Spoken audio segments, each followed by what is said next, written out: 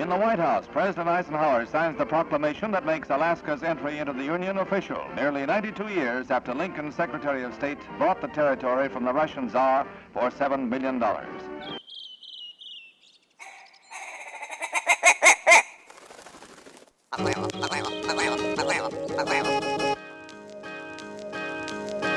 I just want to give a shout out before the show starts to all the sponsors, all the local businesses that have been coming through to help us out and get this thing started. Thank you to you guys. Total Truck Accessory Center. Go check them out at 7700 Homer Drive. They're your one-stop shop for canopies, spray-in bed liners, LED light bars, and more. Total Truck. TheTreehouseAK.com. Located at 341 Boniface Parkway. They're your all-in-one cannabis and CBD store. Ask the bartender today what the strain of the day is to get your 10% off. Lawn Pro AK, your year-round professional property maintenance. Cutting lawns, but not cutting quality. Hit them up at lawnproak.com. Double Shovel Cider Company, located off of Arctic and 58th. Handcrafted, Alaskan-made cider. They also got a tap room downtown on the corner of 5th and E. Check them out, doubleshovelcider.com. Anchortown Dogs, located across from the 4th Avenue Theater in front of the historical building. Look for the blue and gold umbrella. Get yourself a legit reindeer dog. Tailored Restoration, helping Alaskans restore their dreams. Voted #1 in the state since 1972. Water restoration, fire restoration, remodeling, cleaning, anything that you have to do with your home, inside and outside, give those guys a call or check out tailoredrestoration.com.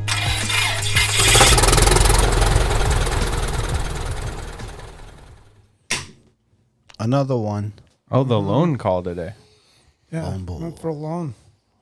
Oh, you were going to crack one too. I realized I cracked it before we hit the No. right spot. No. Yeah, thirsty. Yeah. I was like halfway and I was like, I could chug it and then have a fresh crack, but then I'm going to have to piss in 10 minutes. Yeah. It's like, I'll hold off. Gotta have some self-discipline. You got to be calculated in this podcast game when it comes to the fluid management. Fluid management. That's a good one. Yeah. It was a learned behavior. Maybe we just get some shiwis right here and we'll just have like a little bucket. Just a main reservoir, just all dumps into. I don't know if we need the shiwis. Just like a little, like a hose or something right here, just straight into a bucket. The reservoir under the table. Yeah. Get a little IV hooked up as well. Yeah. Stay hydrated. Stay hydrated. Well, welcome to another Alaska Wild Project podcast, episode 10. We do have another guest with us today. We'll be introducing him here in a minute. But before we start, I wanted to bring up a couple of events, a couple of things that we got going on. We got Dude's Day coming on June 19th from 12 to 6 at Double Shovel Cidery. That is an event where if you're looking for a gift for your father or your husband or your brother or any dude, whether you're a wife or you're a mother or you're a sister or anything, we're going to have a bunch of Alaska vendors out there. A lot of local businesses, Barney's, Mossy's, Full Curl Archery, several people out there. We're going to be out there doing a live podcast. That's going to be 12 to 6 on June 19th, which is Saturday, the day before Father's Day, at Double Shovel, live podcast. Come check us out. If you haven't picked up a hoodie yet or a shirt or anything like that, we'll have our full merch out there for sale. So definitely come check that out. Another thing I want to mention before we get going is our Patreon. We have a lot of gems. We got that cracking now. Yeah, we got the Patreon set up. It's patreon.com/Alaska Wild Project. If you want to go directly to Patreon, or you can just go to our website at alaskawildproject.com, scroll down, you'll see the Patreon link. It's really bright. It's really easy. Click on there. Whatever you can donate. I mean, $5, $10, if you're a baller, you can come with a little bit more. Yeah. But all that helps us, upgrade new stuff. And all the Patreon members, anyone that's on the Patreon is going to get some of these episodes that we haven't released yet. We got a lot of cool stories. Some exclusive stuff that we've been saving up that we're going to give only to the Patreon crowd. So if you are down to support and you're not a business and you don't want to go full, sponsor or whatever, but you got $5, it helps out a lot. Yeah. I mean, you're helping a local startup that is main goal and focus is to represent and promote Alaska businesses, people, lifestyle, all of it. So that money goes toward one cause, one movement, one thing. Yeah. You know, that's all it is. And that's no bullshit. That's really what it is. That's what this thing is. So yeah, we got a lot of other ideas for live events. Dudes Day's kind of like our first thing.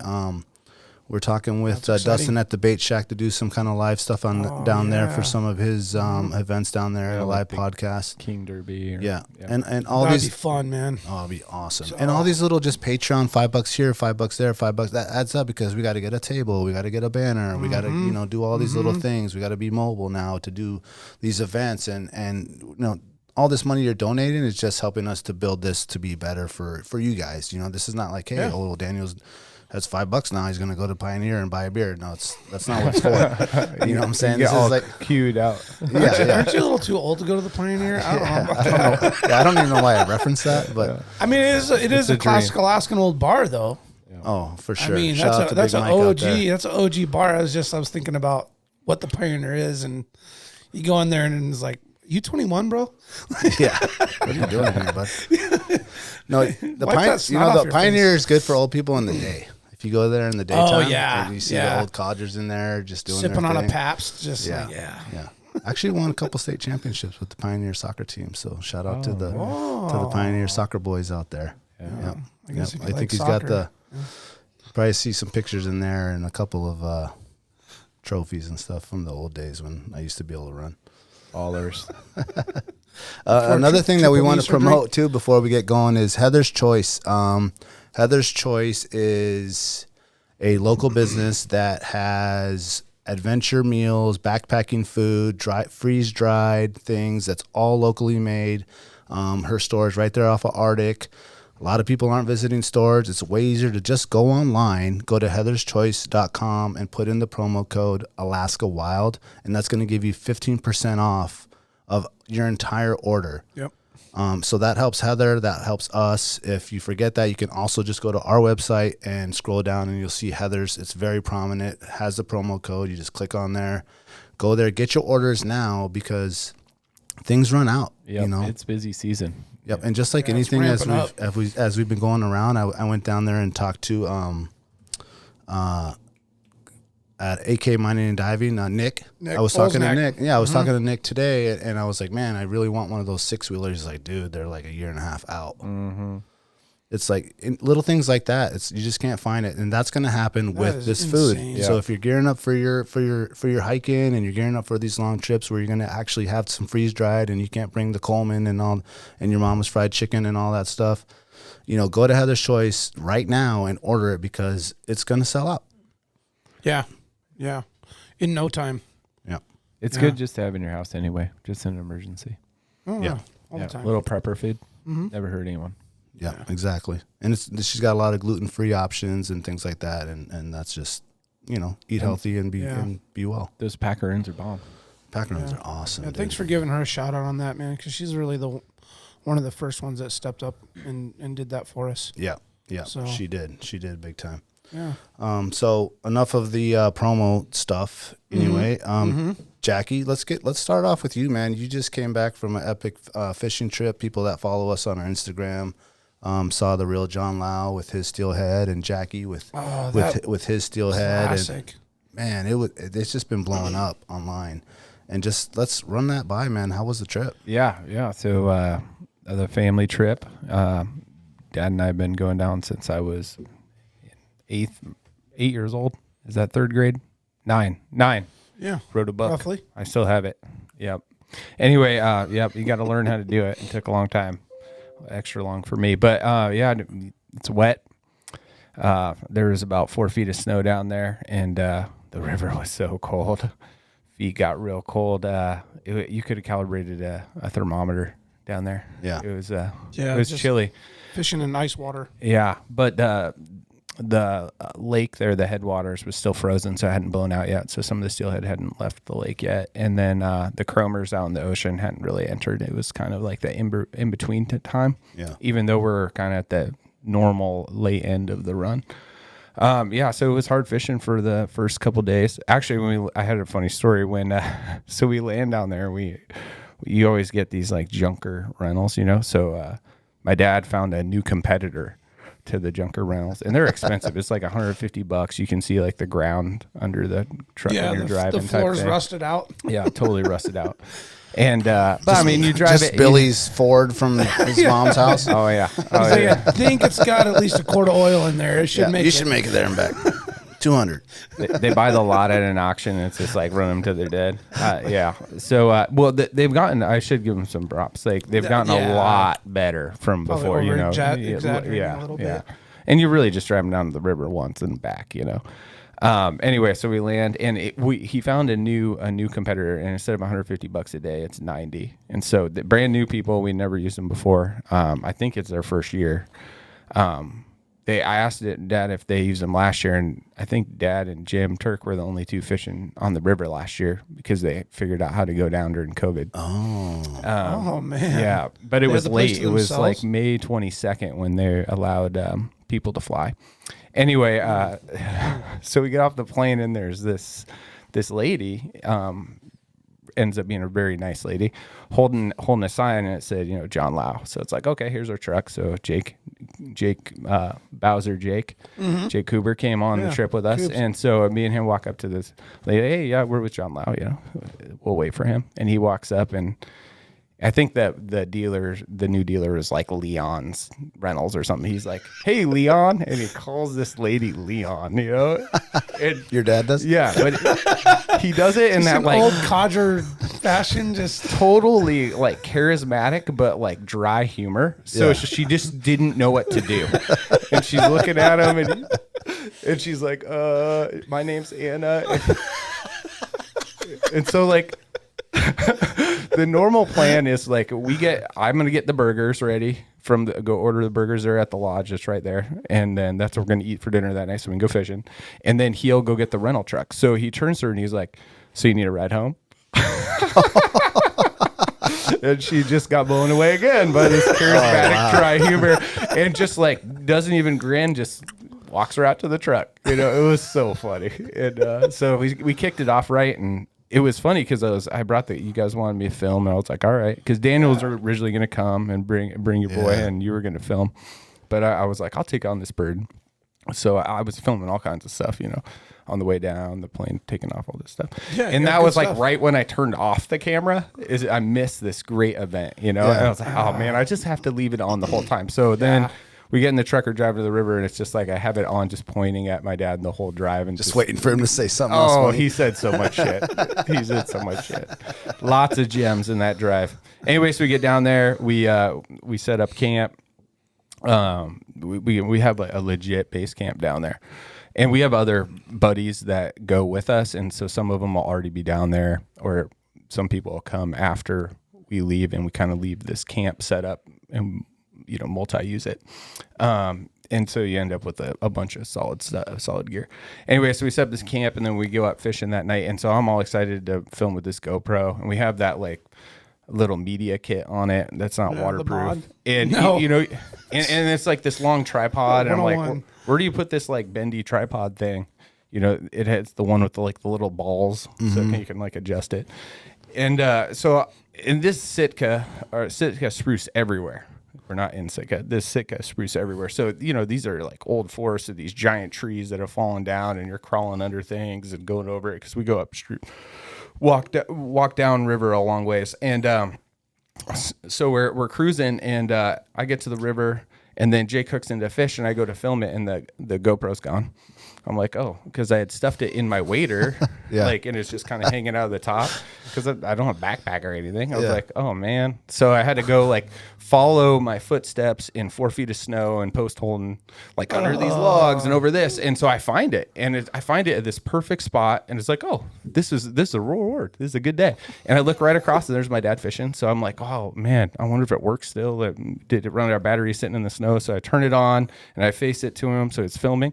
And his first drift, he hooks into a fish. Oh, wow. So I'm like, oh yeah, this is awesome. He's fighting this fish, and he had picked it up under this tree. It was just, we're gonna be some epic footage. And then it fucking died in the middle of that fight. Oh, so then I'm like, damn it. So I pull out the battery, put the new battery in, walk across the river, or then I go down the river to where Jake is, go across the river where I could, Then Jake hooks into a fish, and I'm, oh yeah, he's steelhead. So I go to film it, and I go to pop out the tripod. I grab the tripod part, and then the top just falls off, and so the tripod. So then the GoPro's like floating down the river, and I'm like, fuck, like I just started filming. I'm the worst cameraman ever. I am really trying here. Okay, I'm trying to do this. I look up at Jake and he has this shit eating grin and he's just fucking cracking up. And then he's like, "It's cool. It's a fucking waterproof GoPro." And I was like, "Except for it has the media attachment." Yeah. So then the GoPro was dead for the rest of the trip. Oh man. Yeah. Well, similar to Mod the number to three. the deal at the Winter King, man, where I dropped it in the ocean. It's not meant to get kicked off the dock. Yeah, GoPro, send us some media mods that are waterproof. Yeah. We at least let us test them out. We'll make sure they work. Yeah, yeah, we'll let you know. We don't even got to try, and we'll fuck them up. So it was raining hard. You know, the Southeast is that miserable paradise. You know that book by Jeff. It's a real Jeff thing. Lund. Go buy that on Amazon. But yeah, dude, it was fucking miserable. But it's paradise, and it was slow. It was slow fishing. We hiked a long ways. We got into some fish each day. You know, I think we landed a half dozen fish each day. But the last day it was just fucking pouring at camp, and it's like that day that you're like, you know, I'm just gonna wait it out a little bit and maybe just fish the evening. And so anyway, we leave camp in the pouring rain, and we get kind of set up where we want to be, where we can fish a lot of mileage that last 2 hours and or 3 hours of the day, 3 or 4. Anyway, and then about an hour, we're kind of hooking up, and then about an hour into that, it just all that rain just must have turned it on, and the fish just got active. They were moving, the chromers were coming in, and it was just like fish after fish after fish. Jake and I had doubles. The water level came up. Yeah. Was it the tide? It's tide ridden? Oh no, we were up higher than that. It was all rain. But I mean, once it starts moving and the water temps change and you get sediment coming off the banks, it just the fish flares got them up. active. Yeah. And and it was really good. But most memorable, well, one of the funny, you know, these flies have awesome names, you know, like Dalai Llamas, Battle Creeks. But at the end of the night, I always like to throw on this version of glow bug that you would never use anywhere else, and it's called the Jerry Garcia, and it looks like a hippie glow bug, and it's like my gem for like last hour of light, and there's this tree overhanging, and I was like, I know there's some Stealies in there, and there's a bunch of little snags, got to kind of like sidearm it under there, and I tied on that Jerry Garcia and threw it under there, and the third drift just got monster chromer hit and just tied me up. I mean, he worked me, ran me under some logs. I lost him after about 5 minutes, but it's a lot of excitement. Did you lose the Jerry Garcia?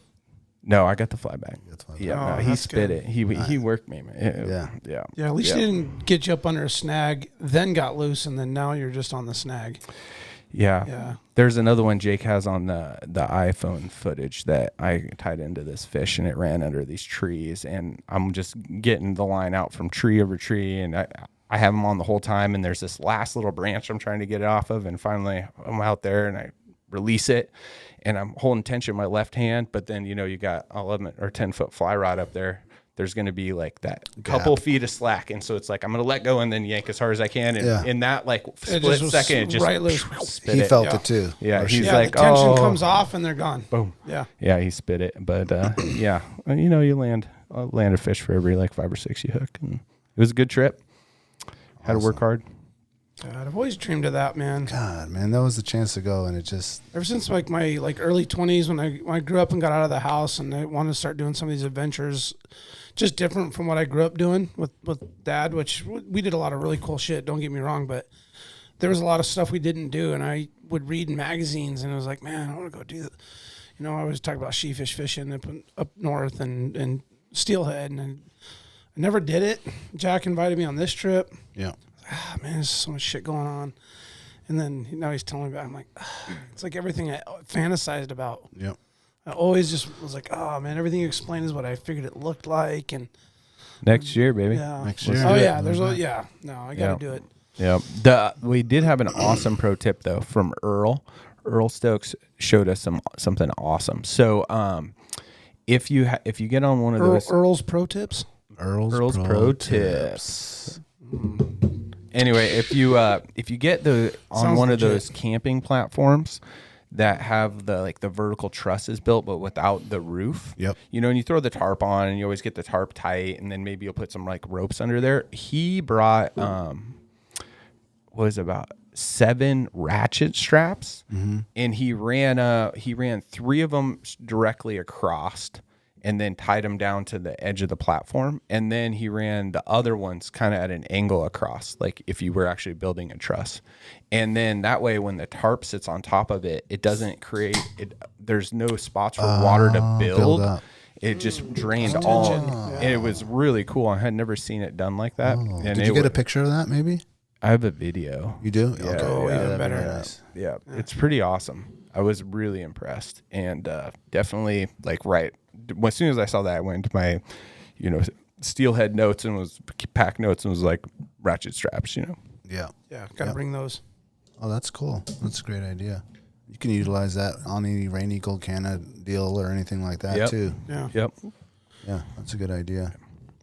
Because you get those, and then it's like, watch out, I'm gonna push this puddle up, and someone's gonna get wet. Get real wet. Yeah, or it just goes, and you happen to be walking by. Somebody has a job to walk by. Oh, that thing's sagging pretty good here. Better release the water. Yeah, 100%. That time in between gets longer and longer with the amount of beers or caribou calls. Yeah. No, it's cool to get to cover the first kind of real deal adventure for one of us that have gone on, and to hear that story, it's great. And it sounds like we won't have the film for you, but yeah, I mean, we have the audio. It would have been really cool had we got some video of that. We'll be posting some pictures, and there's been already some out, and we'll get some of those videos out there. But hey, that's how it goes, man. You talk to anyone that tries to film stuff, and especially if you're a solo guy. I mean, you obviously were the only one filming, and it just things happen, man. Those batteries don't last long. Things get wet. It's miserable. You're still trying to fish or hunt or do whatever you do, and on top of that, film. And it's tough, man. Yeah, it's kind of a burden, but it doesn't always work out. Yeah, you're dealing with batteries and SD cards and mods, all that crap. It's part of it. And it got me thinking. Well, let me just get to it. I'm going to introduce our guest today because I have a question for him that I can segue in. I'm going to try to hold my thought and then ask you this question. We have Eddie Burke the third. Welcome to Alaska Wild Project, Eddie. What's happening? Yeah. Good to have you, man. Is it cool that I introduced you as a third? Yeah, that's good. Because I feel like a lot of us have like a homie that's a junior. Like he's Jason Jr. or whoever Jr. But I don't know a lot of third dudes. Like you're the third one. Yeah. And then everybody knows my dad, so I just always have been junior. Right. Yeah, Eddie Burke. Not too many people. But he's know a the junior third. too, then. Yeah. He's technically He's the a junior. legit junior. So what's the junior? The third? The That's third. what you say? Yeah. Yeah, that's the third. Yeah. I mean, it's like goes back to like medieval times. I'm like the third. Like it's a big deal, I guess, if you're the third, bro. Like I said, it's prestigious. You got to carry that name proudly when you're the third one, man. Is it on your driver's license? It is. It's Nah, official. That's what I'm saying. When I saw it somewhere one time, and I'm like, oh, what? You're like the third one? It's actually, you could put it as your name in your driver's license? Oh yeah. I didn't know that. Well, How you've about seen credit card? Yeah. Hell yeah. All of it, man. How do they check that? That's awesome. They just dude. assume? It's like, could I just be Daniel the third? When you were playing high school football, though, did you have Oh, Burke, yeah. Burke there you number go. 3? No, he was number 3, though. Maybe he was number 3. No. Neither. Well, welcome, Eddie, man. Thanks for coming in. No, thanks for having me. You're a tough guy to nail down, bro. It's been hectic, But your lifestyle is not one of normal working man's lifestyle. Yeah. This guy, we got our podcast kicked off in, well, we started going hard late January, February. We got things rolling, and Eddie was one of the guys we wanted to get in right away because you were in the heat of. Well, let's explain a little bit about what Eddie does. Yeah. Well, sure. We can go there. So Eddie, and if you want to find him on Instagram, it's eddieb.jr. That's his Instagram handle. There's no third in there, so I don't know. You know what I'm saying? Eddie B.jr. Eddie B. Jr. Eddie is Junior. should we say a junior sled dog racer? Maybe. Eddie has transitioned his winter life to learn how to be a sled dog musher. And intel with that, like you don't see a lot of young guys and a lot of people that are going into that. That's kind of like a dying sport, I'd say. Even though maybe the youngest guy out doing it is the winner, back to back or whatever it is, CV Dallas. He's another young guy. So Eddie is a up and coming sled dogger. Is that the proper word? What would you say? What do you call it? Musher? Musher. Would you prefer Musher. musher? Yeah. And so we wanted to bring him in here because you just don't hear about people that go and learn and want to be a musher. And so Eddie busts his ass all summer to work, to go live, and we'll get into the details of what you're doing, to go and learn this sport. And it's a sport, and there's a lot that goes along with that sport. And so that he's learning to go, and I'm sure you have to get to a certain point before you can start entering these races and learn to deal with the dogs and all that stuff. And this is a big time Alaskan activity. I mean, sled dog mushing is huge up here. A lot of people that might be hearing this out of state or don't know a lot about that. And so that's one of the reasons I want to bring Eddie in to just kind of shine a light on all these things that are going on with the sled dogging. Yep. So I guess first and foremost, the first question is why did you want to get into it? Well, it's been a process over the past 7 years or so. It started out as a fun thing, I guess most guys have a fantasy football league. We had a fantasy mushing league. Nice. And Wow. it was something. I was working at Waste Management as a garbage man.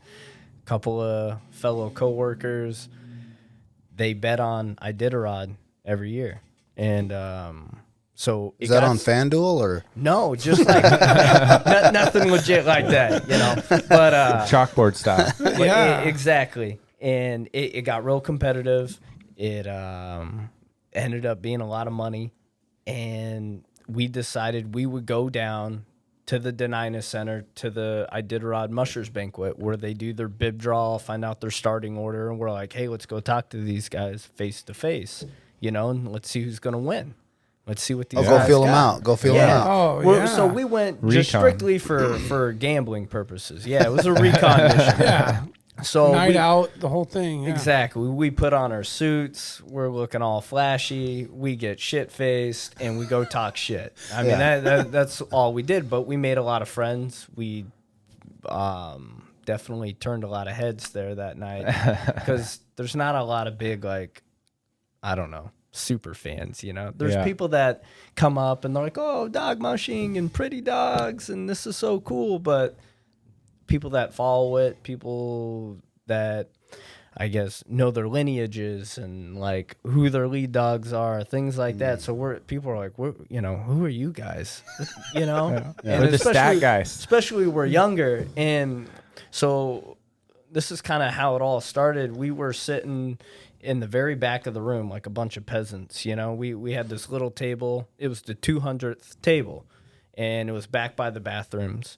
And people started asking, like, who are you guys? How do you know that? And I'm like, oh, we're table 200. Because each table had a number on it. Yeah. So I started up a Facebook page. He's actually an Iditarod champion. He was like, dude, the shit you guys say and the stuff that you guys talk about, you need to put that online. Yeah. So I started a Facebook page. Who told you that? His name's Pete Kaiser. Okay. And What year was this, Eddie? but yeah, 2014 I think was my first 2014. Oh, okay. banquet I went to. So this is like what they have downtown at the Egan Center before all these guys come in. That was before kind of the like when race. Denina just cracked open. Yeah, Denina Center. And so that, down there we're I guess find it on our recon missions. And then, so yeah, I started up a Facebook page. I started doing sled dog news, like race updates, doing my own version of reporting. Okay. And I was just having fun with it. You know, I was just diarrhea of the mouth, you know, inside my garbage truck while Iditarod's going on, you know, out in front of someone's house for like 15 minutes, just typing away on my iPhone. And it organically grew into like 3,000 followers. Wow. Of, like hardcore mushing fans that are just, they look at us like we're ESPN. Oh, okay. I need my update. Yeah, so it grew into that, and I guess through that process, I met a lot of mushers. I got invited out to kennels, invited to races across the state. You know, I'm going to Bethel for the Cusco, going to Nome for the finish of Iditarod, going to different kennels, learning. I was just being a sponge, you know, like from my first moment that I walked into the Mushers banquet, I was like, I want to do this. This is cool, you know? You felt something. Yeah, and just following the race, I mean, it already interests me. But being around it, and then especially going to, like, the Iditarod start, and a musher said, hey, why don't you be a handler? Like, run my dogs down the chute, you know? Help run the dogs down the race chute on start day. I was like, oh. I'll be there. And then just being around the dogs, everything. And learning what goes into the sport, all the different aspects and variables of it. It grabbed me. So I guess over the past 7 years, it's just been a sponge. And asking questions, learning from whoever, running dogs with whoever I can. I don't care, you know. Little puppy team, shitty dog team. What about the poodle dog team? Do you ever run with the poodle team? The poodle, you know what I'm talking about? Yeah, poodle. You know what I'm talking about? Yeah. No, there's some people that run different kinds of dogs. I mean, now it's evolved where it used to be like huskies and it used to be these certain type of dogs, and now you can speak on it more. But now there's like a certain like mix subspecies of like that are actual like mushing breeds, dogs. Yeah, that have this crazy energy and just can run for like so long. Whereas it used to be like which dogs can survive the coldest, the longest, and people over years. I've worked at Iditarod for like 25 years with hot dogs downtown, you know, and so I've seen all these different characters and these different dogs, and I remember the poodle dog. Yeah, the team. Poodle Man. The poodle man, is that what they call him? I don't know. That's what I call him. I forget. Poodle Man? Yeah, I forget his name, but he ran several Iditarods with a poodle team, and wow. He actually, I mean, he completed the race as well, That's you know, and he crazy. was like somewhat competitive. I mean, it's not like he was dead last, so it was impressive. Poodles are athletic dogs, but they have hair, not fur. Mm-hmm. Okay. So okay.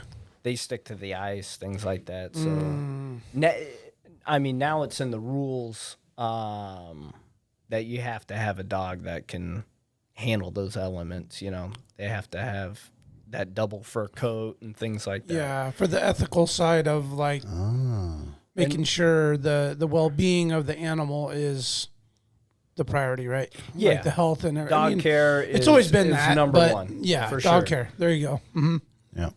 Well, let's go back. So as you're absorbing all this stuff and people aren't asking you to be dog handlers, are you still writing for your Facebook page and like doing all this stuff? Well, you're like on the scene though. At that point. Yeah. So now we're on the front line. So I'm like, you know, I'm live from the Iditarod. Basically, you know, we're doing our frontline reporting and write-ups, race updates, and I guess, during all this, I'm learning to run dogs. I kind of become like a weekend warrior musher, like going to Willow, running dogs on the weekend, just learning from whoever I can, and because there's a ton of information and knowledge that you need to know. Yeah. And I mean, guys have been doing it for 20, 30, 40 years, and they're still learning. Well, it's not only an Alaska sport; it's a real big like Norwegian. It's international. There's a lot of people that fly up here, and there's actually the one guy I think got trapped up here for a long time because he couldn't fly out because of COVID or something like that. Last year, that was Thomas Warner, and he ended up winning the Iditarod. So Norway puts out a lot of great mushers. even Montana, Wisconsin, things like that. Mushers come from all over the U.S. Do those guys bring in different breeded dogs? Or has everyone kind of transitioned into that one that you normally see now? Alaskan Huskies are the primary Iditarod dog. I mean, that's what everybody's running now. Some guys have more hound mixed in. So basically what your Alaskan Husky is you have your Siberian Husky, and then they've bred in like Greyhound and Pointers for the speed, but have kept the Husky in there. Yeah. And they've come up with this like hybrid type dog. And I mean, it almost looks like, I mean, they look like Huskies. Yeah. But they have. Is that how they got small? I wouldn't say. Or is that like a whole different. I mean. Rabbit hole hard on Husky stuff, but. That's, I mean, each kennel has their own, I guess, dogs that they like. I'm sure there's some strategy there. Some guys like bigger dogs, some like smaller. Okay. Some people like all male teams, some people like females. Okay. So there's a lot that goes into people's breeding programs, lineages, and I guess their systems, Right. Mm-hmm.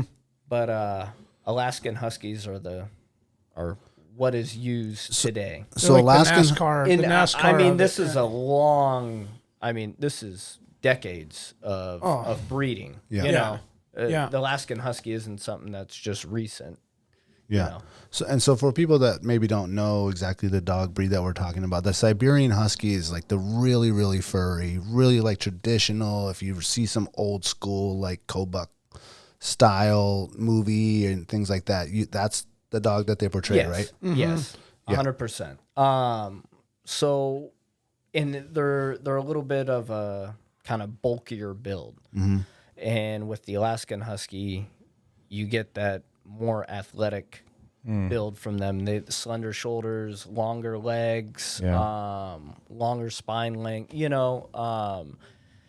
Dogs can just travel better, with those types of builds. Yeah. Do you ever see any Alaska Malamutes? No, I mean, there's definitely Malamutes and people that still use Siberians and Malamutes to more for work than race. Like horses, more so like... expedition. Okay. Oh, okay. Yeah. They're a walking pace. 5-6 mile an hour dog, and I mean they'll work and pull and they'll go forever, and they're low maintenance because you don't have to worry about 50 below temps or whatever. Yeah, lots and lots of miles on their feet. Like they're bred for it. Yeah. But with the Alaskan Husky, they're a hybrid. Okay, so the they're Alaskan built for Husky is speed, not strength. Right. So they're bred to run at 10 miles an hour for 1,000 miles. Yeah. Yeah. So the Alaskan Husky is not its own breed per se, but more what we're calling a mix of the Siberian and these other things, which now it's kind of, is it like officially AKC? It's now Alaskan Husky? I don't know. I don't know. I don't know about that. They're not in the New York show trotting around an Alaskan Husky? No. But they would never. It's real pretty. Those suits wouldn't allow that. Yeah. Those dogs don't sit very well. So they have they ever tried to bloodline dog breed in a wolf?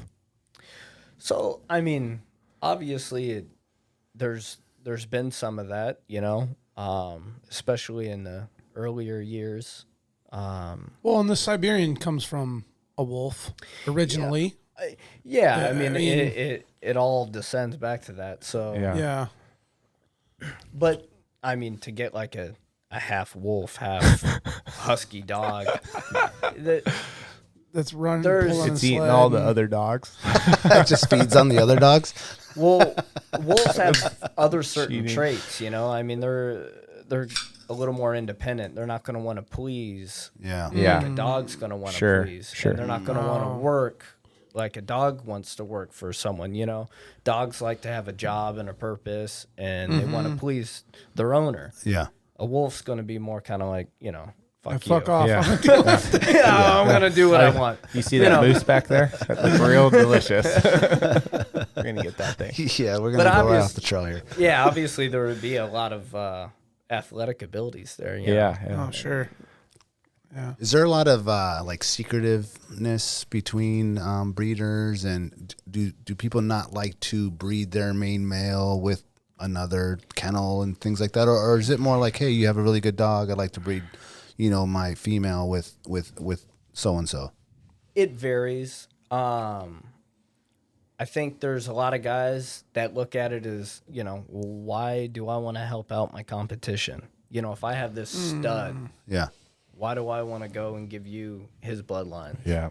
So there's a little bit of trying to keep it in-house, trying to keep it small, not letting all your bloodlines get out there. But there's other guys that are like, hey, I breed dogs, I sell dogs, it's part of my income. It's, I like that bloodline, let's mix it in. So there's also that mentality as well. Yeah. Yeah, I like the idea of the guy spreading the love for the sport, for the to keep it alive. You know what I mean? I might get if you're the competitive advantage guy, and then trying to keep that bloodline. Or I was thinking that when you were telling that story, I'm going to go off of this for a second. I went to the Philippines a few years ago for the first time. It's third world country, totally different culture shock deal. I went to a cockfight. Yeah. And these guys with their bloodlines with these birds, it was like, it is serious, like almost like political type shit that these guys are doing with these like certain bloodlines. So I could almost imagine that some guys are like these coveted dog bloodlines. You can't, these are our family's race dogs, they can't be having nobody else, People put a lot of money into it. It's their lives. It's a blood, sweat, and tears. Oh yeah, investment, man. It's a hobby. It's all fun, but it's people's lifestyles. It's a lot more than just hopping on the runners and putting around the trails and like, oh hey, this is what I do. I'm a dog musher. No, it's a labor of lifestyle. love. Exactly. It's a commitment. Because what's the number one biggest race is the Iditarod, right, in the world? What's the payout? What do people like? If you win, what did Dallas I think who won this year? What's he really walking away with? This on a usual year, it's $50,000 and a brand new Dodge Ram. Yeah, you're probably paying that in dog food. Oh man, that ain't shit. Oh yeah, guys spend $100,000 a year on their kennels. Yeah. So how do they raise the other money? Sponsorships. A lot of them work their ass off. They run businesses, tour businesses. There's a lot of hustle that goes in, Guys like you work your day job for what, 3 months a year, 4 months a year, and then I work 5 months of the year. Yep. And then I go north. And right. I'm pretty blessed. I got like a sugar daddy basically up there. Nice. It's his kennel. Aaron Burmeister, he's the one that has given me this opportunity. Finished second this year, 2021. Aaron Burmeister. Yep. Aaron. Yeah. He's the one that's taken me in and given me this opportunity and has made everything possible, so he covers the expenses. Yeah. And I live up there in Nenana and train his young dogs, race them, and he'll run one more Iditarod, and then after that, I take over the kennel, and I'll be on the runners going to know. Wow. Really? So what's the dynamic with that? Like, are you guys working out a deal? Like, obviously these are like his babies, right? These are like his dogs. Oh, yeah. He's just going to let you race them and they're his dogs, or are you like saving up to like buy the whole thing? How's that work? No, I'm not purchasing them. So when he made the offer to me a year ago, he said, hey, I have some young dogs, some yearlings. They haven't had much training. They need a lot of work, but I think there's a lot of talent and potential here. How do you feel about coming up and living in Nenana and running these dogs, racing them, getting in your Iditarod qualifiers? Because you have to have basically 750 miles of Iditarod approved races. So we'll circle back to that because I got a lot of race questions. Yeah. So he was like, get your qualifiers in. With the yearlings. Dogs. Yeah, with these dogs. and get the experience, and then basically take over the kennel and run Iditarod. He was like, I'm done, but I still want to be in dogs. But I'm done racing. So he was like, I need a jockey. Nice. Like, all right. Can't beat that. Okay. I was like, I'll be your guy. And he's your mentor, basically. Yeah. Yeah. And You're his apprentice. yes. Yes. Young Obi-Wan. And, you know, Yeah, young Obi-Wan the third. No, I mean, for real. you know, I took cool. a couple of, I guess, trips, not knowing that I guess there was a possible opportunities, just spending my free time going up there. And I think he invited me up twice to kind of go help out and, you know, get the lay of the land and run some dogs and see how I run dogs, see how I train, you know. I guess not knowing. I didn't know this at the time, but, you know, he's kind of observing and He's evaluating. evaluating. Yeah. And he has a partner up there as well. And he's a legend in the sport. And What's his name? his name is Tony. Tony? Tony's been around the dog world for over 40 years. Just a one name guy, Tony. And- You say Tony. Yeah. I'll just keep it as Tony. Yeah. Oh, okay. And, No, I dig that. Yeah. For him. And All right. he's an old school dude and a legend in the sport. And so he's been a phenomenal guy to learn from. Yeah. But so yeah, they two just kind of sat back, and after I came up a couple of times, they're like, "Hey, we got a opportunity for you. You know, would you be interested?" And that's what they proposed to me, and I was like, "Hell yeah!" So I quit my job with the Muni, you know, good union job, and yeah, got seasonal work, made things happen. And But there's a gap there that we missed. So before, obviously, these guys must have saw that you had positive intent to be involved in this game, and you didn't get with these guys till a couple of years ago, right? So before that, you were going out to random kennels and lots of other ones and doing things. There was one that I was training at for a bit, and I was getting ready for my first race. And I was going to run the Yukon Quest 300, and I guess I transitioned from weekend warrior to almost basically full time. You know, I was still living in Anchorage, but I was driving out to Willow 4 or 5 days a week, running, caring for dogs, putting in time and money and everything to get ready for my first race. But things ended up not working out, and that race never came. Oh. And Because of snow or seasons or just didn't get it was organized? Other issues. Okay. And, you know, I was disappointed, but one door closes and it was another one opens. And it was like a week later, I got a call from Aaron. Okay. Okay. Nice. And it was like, oh, hey, you know, top Iditarod Musher, you know, giving me a call saying, hey, why don't you come on up to the kennel, check things out. Yeah. Are you still writing your Facebook thing? What's it called again? Table 200 Mushing Insider. Oh, you kept the table 200 Yeah. inside That's the mush. So in the other banquets, did you be like, I needed table 200, so you kept that one? Yeah, so we would request it, and then unfortunately the banquets have been getting smaller. So there's not Oh, it's not too hundo no more. there's not 200 tables, but I always take off their sign and then I get a piece of paper and I write 200. There you go. Yeah, you pivot. Yeah. Way to go, man. Keep it OG. You got to adapt. So yeah, that's been kind of the deal. But training's been so intense. Time has been, I don't know. There's not a lot of spare time, so I haven't been up to date on doing the sled dog news. I slacked big time during Iditarod. I was preparing. I was actually on the trail doing a 200-mile race in Denali at the beginning of Iditarod. So both races were happening at the exact same time. Oh, okay. So Sounds it like you was need a jockey writer. Yeah. Well, Yeah. you know, and I got the two guys that I kind of got involved with this all. And their names in the dog world, they go by Sketchy Steve and Bob Dover.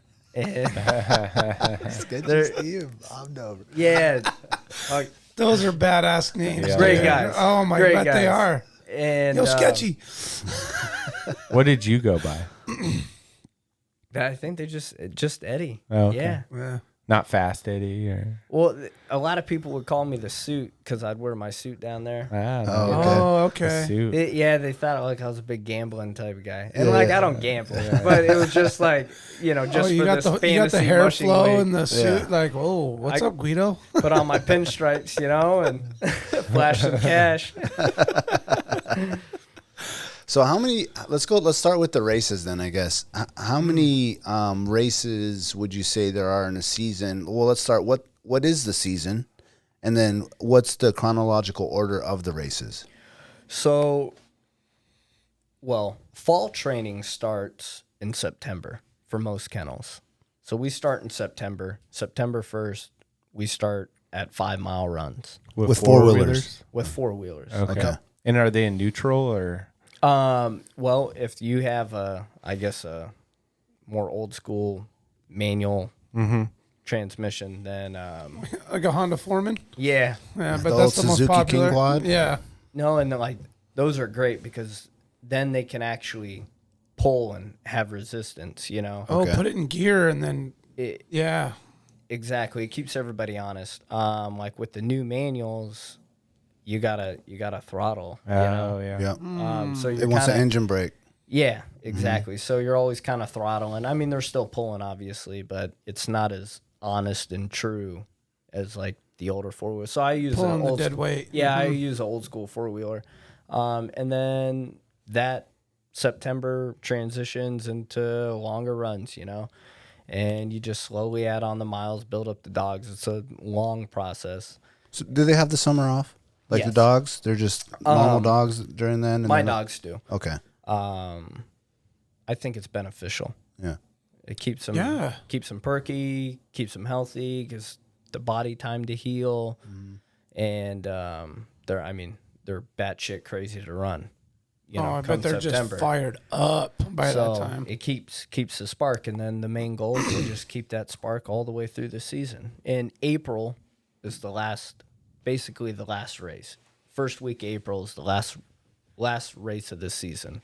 So you probably have your first races start late December, early January, and then that progresses all the way to April.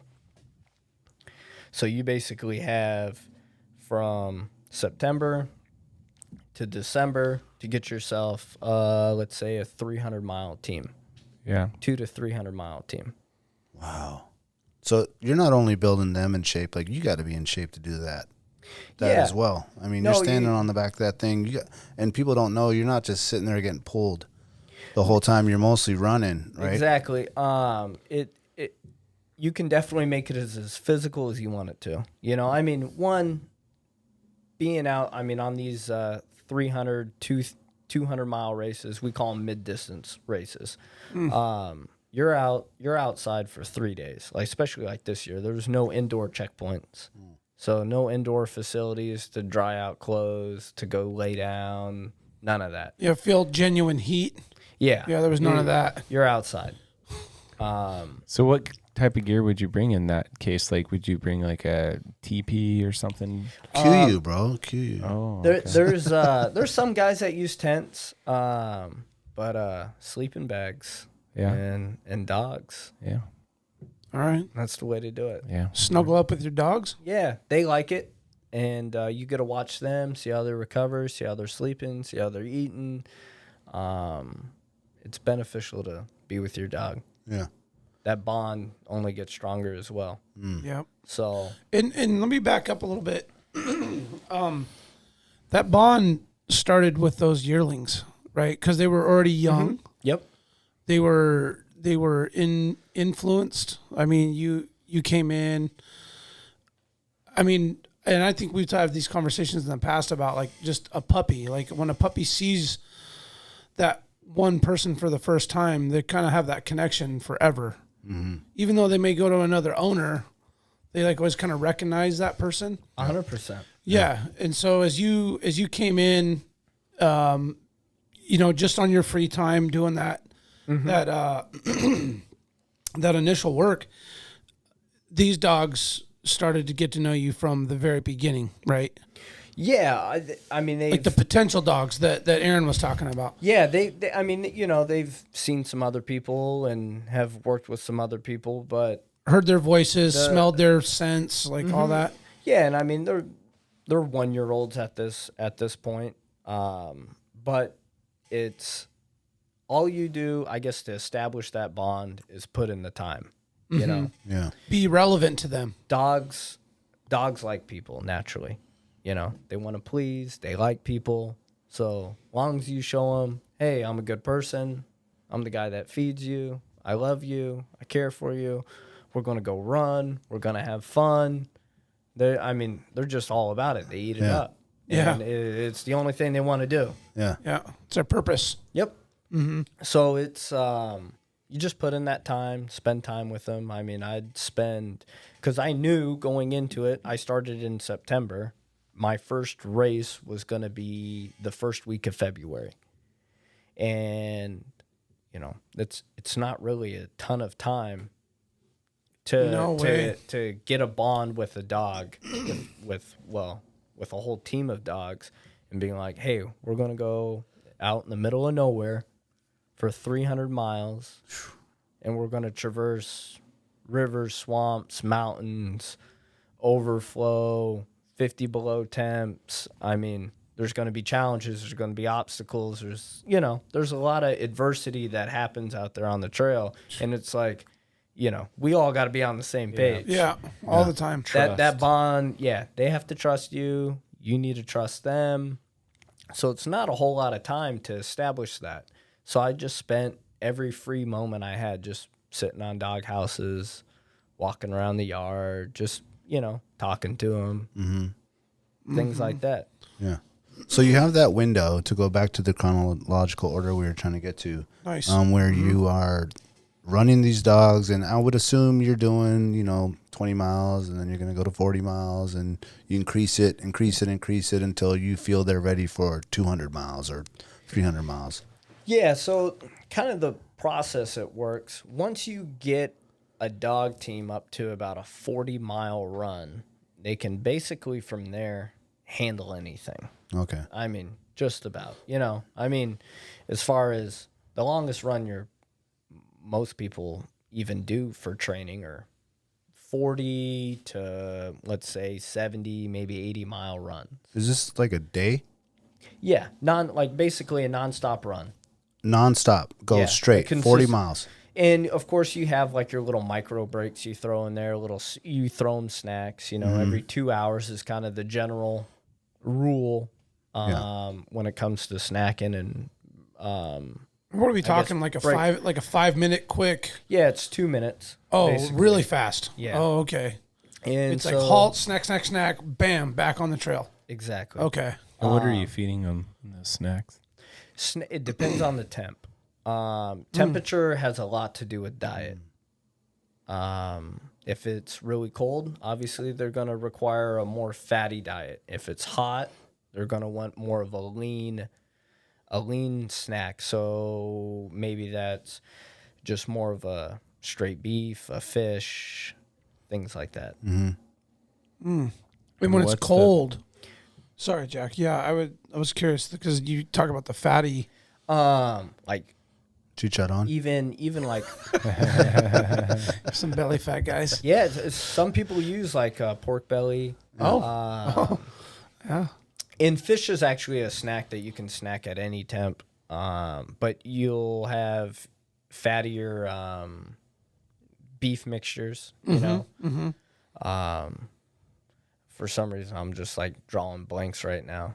But there's well, like when you go to each dog and you're like, you're putting it right to their mouth, right? Like you're not throwing it on the ground. I hand it to them, and I mean they snatch it right up. Yeah, and it's like a little bag of. They're basically quarter-pound snacks. Okay, so there you go. Beaver would be a fatty, rich, oily snack. Dogs love beaver. You get that at like Petco or? Yeah, you got something to say over there, Jack? I just found that. Not that beaver. He's like beaver, huh? just found it entertaining. Thank you for that. Yeah, It is energy rich. it definitely It is. yeah. Lots of nutrients in the beaver. It's good cold or hot. Where do you find this beaver? Trappers. Oh, there's probably so many beavers up there in those areas. Yeah. So they come and do you guys like take it whole, or are they already like snacking it up, like they got it all like mixed? Yeah, so we like to get them where they're all skinned and deboned and ready to cut up into snacks. Got it. And so you don't cook it? It's raw? Raw. Okay. Definitely raw, yeah. All the food we feed the dogs is raw. I mean, it's a raw meat diet. Okay. So the trapper, if I'm guessing here, he's gonna harvest his beavers, take their pelts, break all these things down, bag them up, throw them in the freezer, and then now sell them to Aaron's kennel. Mm-hmm. Okay. Wow, that's good to know for people that maybe have is that trapping mindset where they're only doing it for the fur. Right. You know, that's not true. They're actually feeding dogs, and Great point. Yeah, it's Yeah. full circle. Yeah, I think it's pretty rare that these things go to waste. Yeah, and I mean, I got to thinking about, saying selling. I mean, it's a way to reproduce and recycle the resource. Mm-hmm. I mean, most guys, I would think that, an Anchorage guy who's going to go run out somewhere and go get a beaver, he's not going to harvest the meat, most likely. But if you're thinking about a reason to harvest the meat, I never thought about it being a sled dog meal. Yeah. Or mushing. It's kind of like a secret weapon, actually. Yeah. It's, That's badass. It's a really Giving out the thought hot after meal for a dog. It's something you can rely on. Yeah. No matter the temp or Yep. If your dogs are maybe a little sick or they don't have the strongest appetite. Usually beaver, you can get them to kind of start gnawing on something and get that appetite going. That's a and great. get the system back. One thing that's really unique about beaver, and I've never trapped or hunted one. We found one time four-wheeling. I don't know if a few years back when we did our couples ride. I was with you? Yeah. And we were coming back and we came across something on the ground and I stopped. I was like, what the hell is that? It was this huge beaver. I'm like, yeah, that's right. yeah. And I You think brought it I back think a with guy you. trapped it and then was on his run back And fell or something. and it fell off his four-wheeler or something. And it was still warm and it was like, I mean, he just got the thing. It was limber. It wasn't all rigor mortised up. And I'll never forget. I came home and I was like, well, I'm going to skin this thing out. I've never skinned out a beaver. They're actually not that easy to skin out because they're small and turning the hands and all the thing. But they have this smell. And I guess it's called beaver castor. Do you ever hear that in the mushing world? I've heard of that. But they have an odor, this like unique odor. And I can tell you my knife, my gloves, everything that touched that thing, like I could never get the stench out of it. And I'm wondering if the dogs, Yeah, they like to stink. it's like it's oil or something that's coming out of the meat that gives it that scent. It's a very rich meat. Okay. Yeah. And that's what you were saying with the sick dog. Not having an appetite might be a little more apt to, okay, I'll lick that. I'll kind of get things rolling because it's stinky and dogs love stinky stuff. And, Oh, yeah. Yeah, rolling it. So, I'm going to take a second here to give a shout out to one of our sponsors, Tailored Restoration, 24-hour emergency services, helping Alaskans restore their dreams since 1972. Services include fire, water, mold, post-emergency cleaning, remodeling, and anything and everything in the aftermath. This includes burst pipes, overflowing toilets, downed trees, fires, pet accidents, and vandalism. They have an emergency response number. You can hit them up in Anchorage, Eagle River, Matsu, or Fairbanks. I always hit them up on tailoredrestorationalaska.com. And I recently had talked about a water leak I had over at one of my rentals. And Tailored came in, worked with my insurance company, got everything figured out. Just, it was easy peasy. Nice. And such a blessing. And Trent Taylor is such a good dude. I was skiing with him last weekend. Just happened to be on the chairlift with him. And it was just a great Alaska family guy. outdoorsy guy. And shout out to Trent for sponsoring us. Yeah, he's all over the place. He He's is, killing man. goats. He's skiing. He's might run into him at the campground. This You might be weekend. dog mushing. Watch out. You might Start a Get the team. itch. If you got Stinky Beaver in the house, he'll get the smell out. He's full circle. Oh, that guy. Beavercaster, we got something for that. Let me send the boys over. All right, I think we have some trivia. Yeah, we're gonna Oh, do we're the gonna trivia, transition. and then we're gonna do the trivia, and then when we get back to the trivia, I want you to give me like the race is like. Yeah, we don't want to lose track of that. Yeah, we're gonna get back to that because I'm really interested in what the schedule is from December on. And we should actually have our own kind of like little, fantasy dog mushing league amongst us 3 this year. Oh, That'd be really fun. Oh, actually, we should just do an AWP. yeah, we need to do a live thing, huh? Maybe it'd be cool to like do something and we could get, a few of the listeners involved too, and we could have our own dog mushing league. I really Collaborate like with that Table 2 Hundo, dude. Oh, yeah. yeah. We got the insider news. yeah. Okay, so I think between the Southeast and then talk earlier and the dog mushing talk, we have some good trivia today. So 2 dogs were credited with delivering the medicine and later inspired the Iditarod. What are those dogs' names? For me? No, not you. If they can't get it, jump in, Yeah, Eddie. you don't get to Eddie's- guess. Do you know him, just Eddie? clown on us. Oh, he knows he them. does. All right. I'm thinking like Call of the Wild. The Call of the Wild dog. Jack, isn't that? Or is it Buck? Buck. Yeah. Yeah, Buck. that's my answer. I'm gonna go with Kobuck as one, and the other one. Because it shows Oh, my it's on the tip of my knowledge on the tongue, extent man. of this thing. It's because I'm gonna- there's a park right next to your house. Yeah, Balto. Oh, okay. There you go. Balto. Thanks for the hot tip, guys. I got one. Yeah. Can I get a shirt? So there's 2 dogs though, We only got mediums. and we all know Balto. Balto Park, and then there's the Balto statue in New York Central Yep. Park. Oh, it's in Even there one- too. There's one downtown. There's one downtown. Yeah, There's one Balto's down fourth. I thought that was Kobuck, but I guess it's Balto.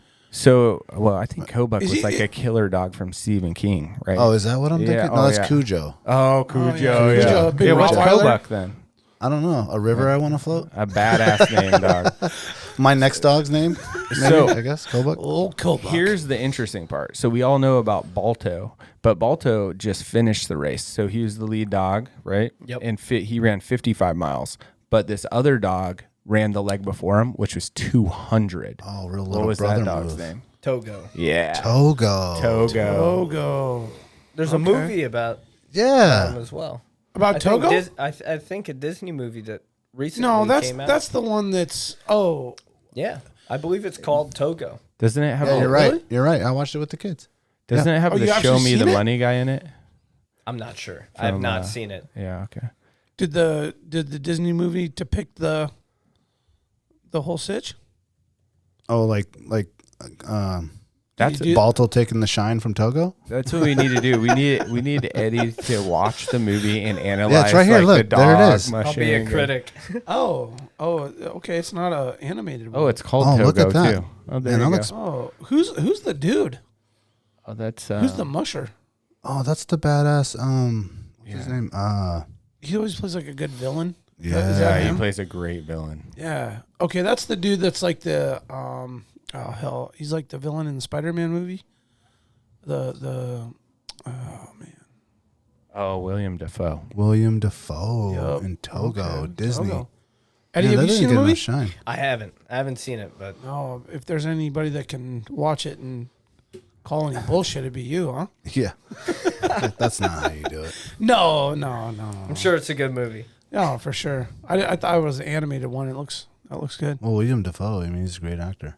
Is that like a real image right there to the bottom of the? Oh, of probably. him? Yeah, right and- here. Yeah, and Togo. Oh, this guy right here. Look at this. Yeah. Oh, yeah, that's a Oh great shit! pick. They picked a really good. They picked the right actor for that. Oh, it says replace Balto statue with Togo statue in Central Park. There's a petition.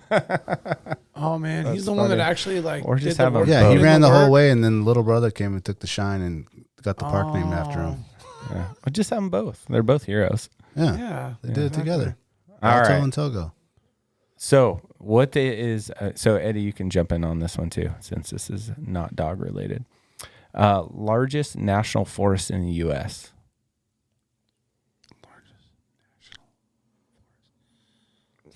Yeah, wrong guy here. Yeah. I was just playing there.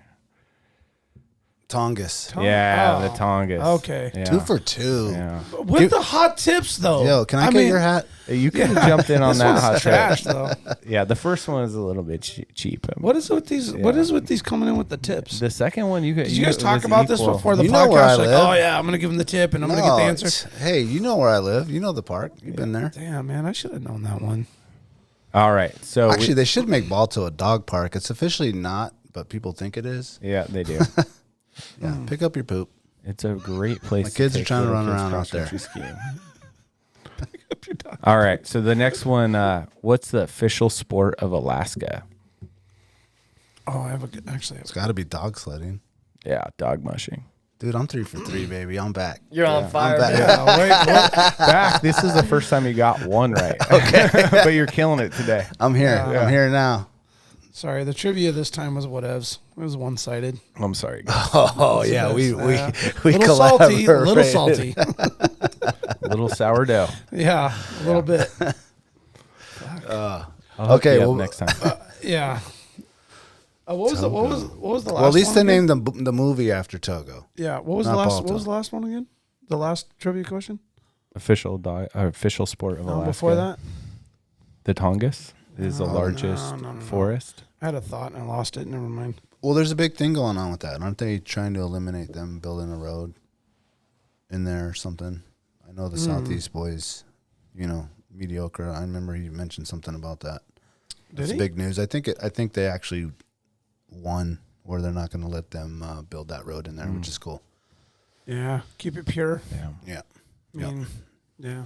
So let's go back to Eddie here and the race. So what's the number one? Are they always in order?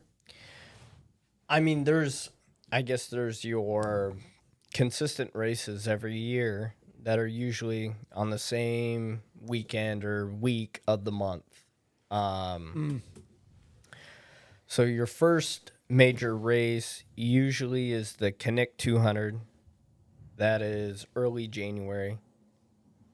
Then from there's a lot of races, but I guess for here in Alaska, major mid-distance races, then it would go Cusco 300, and that's a premier mid-distance race. There's usually like 25,000 for first place, 20,000. Oh, that one's got some money involved. So, yeah, and The big boys come out for that. oh yeah. Top dog drivers from all around the world come to that race. Okay. It's a Very similar to Iditarod status. it's the pinnacle of mid distance racing. So Okay. your top Iditarod mushers, your top Norwegian musher. I mean, people come from all around the world to go to Bethel and race the 300. Okay. Now, do they stay? Because it's like, oh, we got this race and then this race and this race. Do they come like for the racing season? Or they? That's a whole nother thing. That's like a flying really with good those question. dogs. How do you move that? So there's Package. a lot of logistics. Yeah, that's crazy. So a lot of them, they'll kind of, they got a buddy here, another fellow dog musher, stay at their kennel, that Connections. kind of deal. Yeah. And then with Iditarod being in March, your first weekend of March, usually we'll stay till that point. Yeah. So after the Cusco, now we're going into February. So you got the Willow 300, and that's another good dog race. Where's that one go? So that goes through the Willow, Caswell, Talkeetna, and then Trapper Creek. It takes the East-West Express all the way to the Forks Roadhouse. Nice. Yeah. Oh, okay. It's Cool. it's a pretty cool trail system actually. That was my very first 300-mile race. Okay. And Willow? it was a well put together race, awesome competition, lots of Iditarod mushers in there. Well organized. Oh yeah, good people running there. The lodges, great lodges, Yeah. great sponsors, just good communities out there, Eddie, what year was that? That was your first race? So that was this year. Oh, Oh, nice. it was. Yep, February. How'd you do? I placed, I think out of 41 teams, I placed 13th. Damn. Oh, yeah. I saw that on Instagram, dude. Nice. That was Something your like- first official race. First race, and I was just kind of putting around the track. What Yeah. date was that again? You got good dogs. Yeah, Yeah. Yeah, what I date? like to think so. What date was it again? That was believe the first weekend of February. First weekend of February. Okay. And then the following weekend, I had the Yukon Quest 300. Oh, okay. Mm-hmm. And Back-to-back 300. yeah. Wow. Damn. So that's why I was taking it easy on my dogs. And then Let's go back real quick. On the first 300, how long does it take for you to complete it? I forget the total hours, but it's like 2.5 days. Okay. 3 days. I mean, Not you much just call sleep. it. No. I mean, I think I might have got 3 at the most, or 2.5 hours probably that entire race. Wow. 2.5 hours of sleep. And then, like you kind of mentioned earlier, you're just being outside in the cold for 3 days straight takes a toll on you physically. Mm-hmm. And then just feeding, carrying, driving a sled, you're running up hills, you're pumping, kicking. There's a lot of physical activity as well. So it gets with only 2 hours of sleep. Yeah. And the majority of it is in the dark. Yeah. Oh, You of know? course. Because there's no daylight that time of year. And you're by yourself, That was the thing that surprised me the most was here you take off with 40 teams, and it's like you don't see anybody. Yeah. Right. Maybe your first run, you'll see teams. There's a lot of passing and Oh, back okay. and forth, leapfrog type shit. But after that, then it's pretty silent. Once you spread out, it's just you and the dogs, and Just that's you and it. the dogs. How do you pass someone? Do you like beep and then and then they slow down, Beep, beep. or do Coming you through, bitch. or do you take like the powder on the side and beat 'em? No. We call trail. Hey, coming up behind you. Okay. Basically, get out of the way. Yeah, so there's a rule, basically if a team is traveling within, 100 feet of you for X amount of feet or distance, they have the right of way. Let that Right. team Got it. pass. Yeah. Gotcha. There's okay. an etiquette. Yeah. Yeah. Trail etiquette for Do sure. most abide? Yeah. Most of the people are pretty friendly about all that. And then the only time that where you don't have to abide is there's a no man's land for usually the last several miles of a race. Okay. Then it's Then go. that's where you can give them the finger and just, You go around them. tell them Keep good putting. luck. Yeah. Yeah. Now Take on that powder. on those trails, is there someone that's coming pre-maintaining these, or pretty much people have been running their dogs, training anyway on these trails, and so it's already established? Or A lot of these trails are put in the day before the race. what's that entail? Is that someone going the snow machine? Just usually 2 snow machines. Okay. 3 snow machines. Just kind of patting it down a little Just bit. track it up. Yeah. So they'll usually go out, I guess, maybe like a week or two and put in like a first initial trail, and then they go out like a day before the race. Break through the wind drifts, any fresh snowpack, Yeah. like any of that. So usually they're all pretty soft.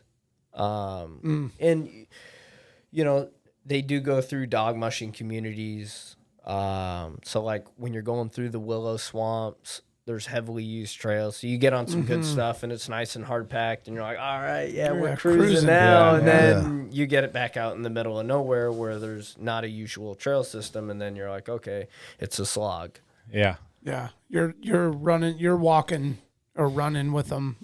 Yeah, you're kicking your leg, you're pumping, I like to help them out as much as I can. Yeah. And they like it too. They're like, "Oh, Dad's working back there." Yeah, let's go. Oh, They know know. you're getting it. Yeah, yeah. Oh yeah, they can sense that stuff big time. So you got That's the back-to-back pretty 300s. Yep. So And then- so you got the Yukon Quest that falls after that, and I raced in that one as well. And then after the Yukon Quest, That's a great name. Where is that one? That Dawson or? so that starts in Fairbanks. Oh, And it does. Okay. So I did the 300. There's 1,000-mile quest as well. Okay. And so, That's the famous one. Yep. And then so that goes to Canada, and then they alternate Goes to the years Yukon where and it then starts. comes back. Okay. Oh, Oh, so they start and come back. Yep. Got it. So Fairbanks to like Eagle and back or something? No, past Eagle. So you go to Fairbanks to where does it end? Like Dawson? Dawson. Dawson is a layover. Let me pull it up. Dead Horse. No, not Dead Horse. We got the internet here, boys. Yeah. Let's go ahead and. I'm messing you up over there. For some reason, I feel like I'm like, I don't know if it's sleep deprivation right now.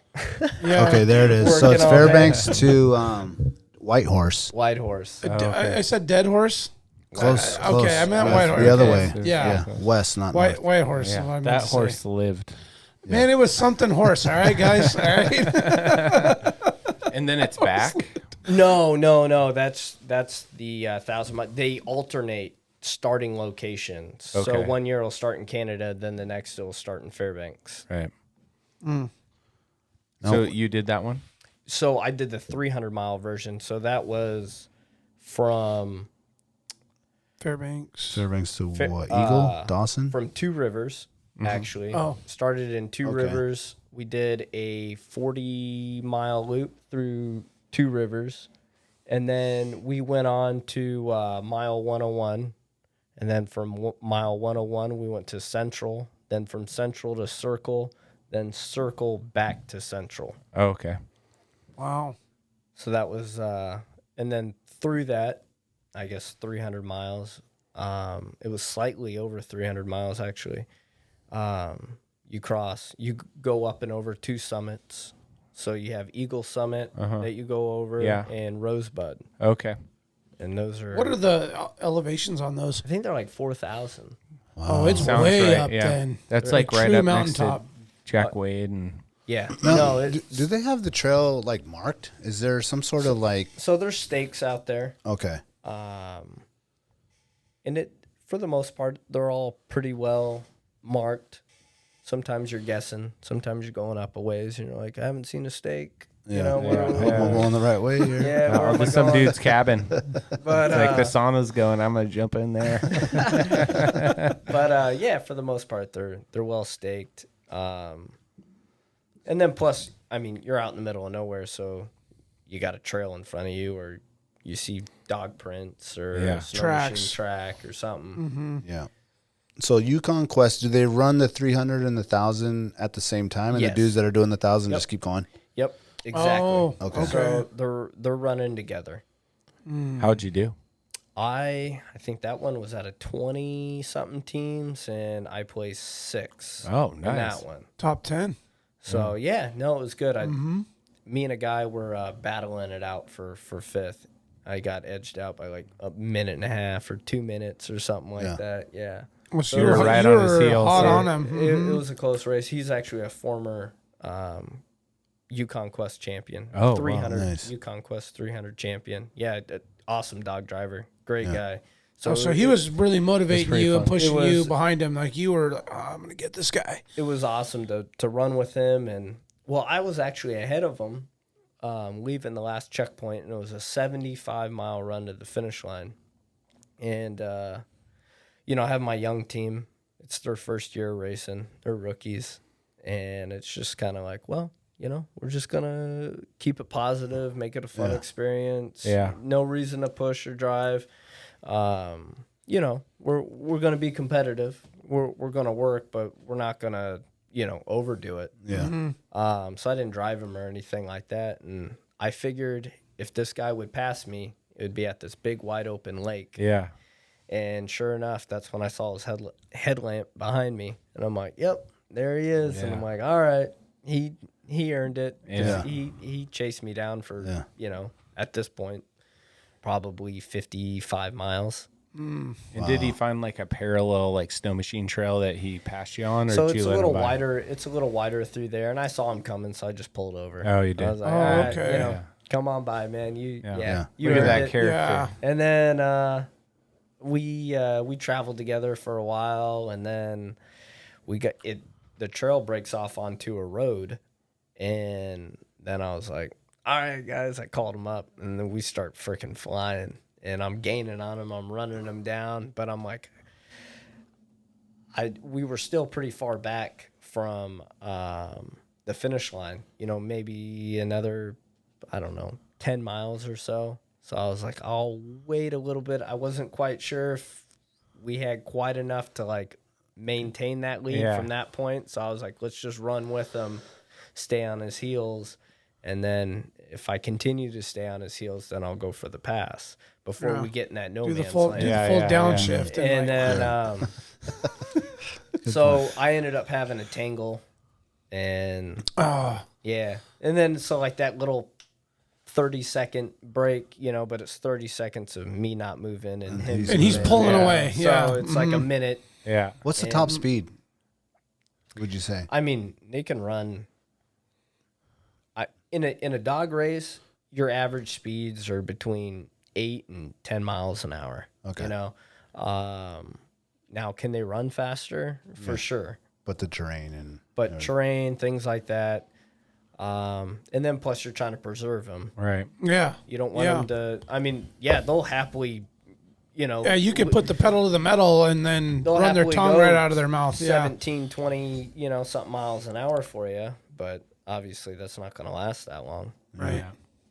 Yeah. So good luck being competitive. Yeah. So it's all about managing, maintaining. I was just thinking that, like, you have that like 75-mile push, and that time when you put your dogs in to that mode where they're like clipping along at say like 9 miles an hour average, and they're just and you're thinking like there's so much stuff to. I feel like there's like a big window of time for you to think about like what to do next and what. I don't know. I just is that time fly? Does it drag out? Like, what is those stretches of? It depends. Sometimes it's could be the longest 75 miles of your life. Yeah. Yeah. I mean, so let's say you're going, 9 to 10 miles an hour. Mm-hmm. That 75 miles is going to take you about 8 to 9 hours. Okay. Yeah. Break it down. Yeah. But some people. Or sometimes, depending on conditions or your team or whatever, it could be a 12-hour run, a 14-hour run. Yeah. And Are you listening to music? No. Or you got to hear the dogs? That's what I'm thinking. There's like, it just feels like. Are you listening to the Alaska Wild Project podcast? Oh, yeah. Every time I leave the kennel. Every time. On training runs, I listen to a lot of music. Okay. But on a race, like to keep a cell phone charged or whatever, it's just, it doesn't work. So it's a lot of self-reflecting and humming along. Yeah. And so, sometimes it goes by real slow. If you're having like the run of your life and you're just freaking dogs are killing it, you're loving it, temps are nice, all that, then time flies. But like that 75-mile run into Circle, it was 50 below that entire run. And the snow's really dry, so it's like sandpaper. So it's kind of a slow-moving, sloggy trail. And you're just like on a line. Like the snow's sugary. It has no pack. It's just like... Exactly. And it's like, really dry. And it's a rough texture. So the runners don't slide across it too well. They don't glide. No. Yeah. And, there's different plastics, different runner plastics for different temps and things like that help. Are you changing those out like mid-go? Like, let me just... Runner Not plastics. on a run. I mean, I changed those in a checkpoint. I actually made like a kind of a rookie mistake and ended up not packing any extra runner plastic. So I had some beat up ones, but whatever. Which probably just drags just a little bit. That makes it a little bit.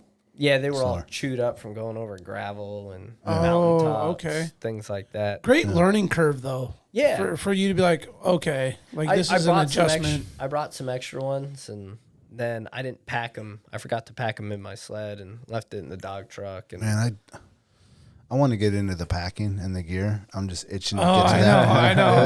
dude. Yeah. I'm just like, what is this guy wearing? What is he bringing with him? Yeah. I need to know these answers. How much weight is in the sled? Like, yeah. Yeah, but before we get to that, so we're at the Yukon Quest. Yeah. yeah. Yeah, we So got the Willow next- 300, Yukon 300, and what's next? Then after that, we're probably going,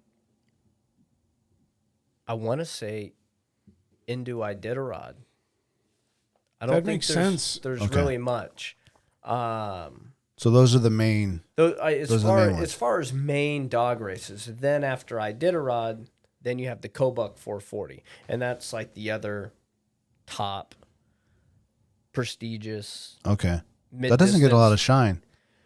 It doesn't get a ton of Yeah. shine, but as far as in the dog community and I guess in the dog mushing world, It does. it's a big race. Yeah. It's a tough race. It's always stacked with talent, and it's got a great payout as well. And the people in Kotzebue are awesome. I mean, it's a great dog mushing community up there, and they put on a pretty good event. Yeah. Where's the money coming from? For, Like I for said, these payouts? Are these just sponsors and people putting up money? Sponsors, entry fees. Obviously, Oh, they pull them up? go a portion of that goes back to paying out mushers, but I mean it's really just sponsors. I mean that's what's keeping a lot of these races alive. Yeah. Yeah. Are we seeing any withdrawal from sponsors over the last decade or so for like? Oh, for sure. I mean, Iditarod's taken a big hit. I think a lot of corporations are, I guess, getting scared to be affiliated with Iditarod with like pressure from PETA and all that? wacko terrorist organization. Yeah. Yeah. Oh, really? They will consider that in their. Yeah, I mean, you got, I mean, Yeah, dude, you get in the I- corporate game, man. These guys are checking every angle. It's Yeah, I guess they have to, and then But you know what? Like working Iditarod forever, you don't see a lot of protesters, and I don't think they can come out here. No. You know what I'm saying? yeah, it's almost like you don't. They got, I mean, they've had some in the past, but that's them. It's 4 people, 5 people making 100 phone calls each, Yeah. Yeah. Okay. and writing, threats to these corporations, and I mean, and they got all the money in the world to put into it, Yeah. So, Yeah. so that heat doesn't help, but in a lot of that, I don't even like talking about it because it's just they put out so much misleading and false information. I mean, you can feel your passion and your love for the dog. yeah, like Right hit here. Yep. It's and anyone that does that, like obviously you're not in it for the money. You know what I mean? There's way more back end that's happening in this love for these dogs and taking care of these dogs, and I'm sure that there is the bad kennel here and there, just like anything. There's a bad mechanic down the road. There's a bad there's egg that in every batch. basket. Yeah. Exactly. Yep, 100%. But 99% of the people are probably doing their best by these dogs and taking care of these dogs and treating them well. I mean, they're eating beaver, bro. Like, Yeah. Yeah. And who just, doesn't like to eat beaver? just like Brooks Ranger loves hunting, I mean, these dogs love mushing, right? Oh yeah, it's I always try to tell people, it's like just like your house pet likes to play fetch or go on walks. It's the same thing. These dogs see a harness, they go ballistic. Yeah. I mean, all they do is want to run. It's in their blood. It's their happy what they place. want to do. It's just like playing fetch for them. And in order for these dogs to run 1,000 miles or to run 300 miles, they have to be cared for. They have to be fed well. They're athletes. I mean, they are. Yeah. They're the world's greatest athletes, Yeah. actually. And that's like through sports science and research. And there's been so much research into sled dogs. They've been researched more than I think any other animal out there. And for veterinarian purposes and also for sports science, they haven't been able to quite figure out what makes a sled dog so special. yeah. as soon as they do, there's going to be more Tom Brady's out there. Oh yeah. Or goats. I mean, it has to lead back to that passion of those dogs. That's just what they want to do. It's what they want. You know, They love it. They love every minute of it. And and you go to Eddie B.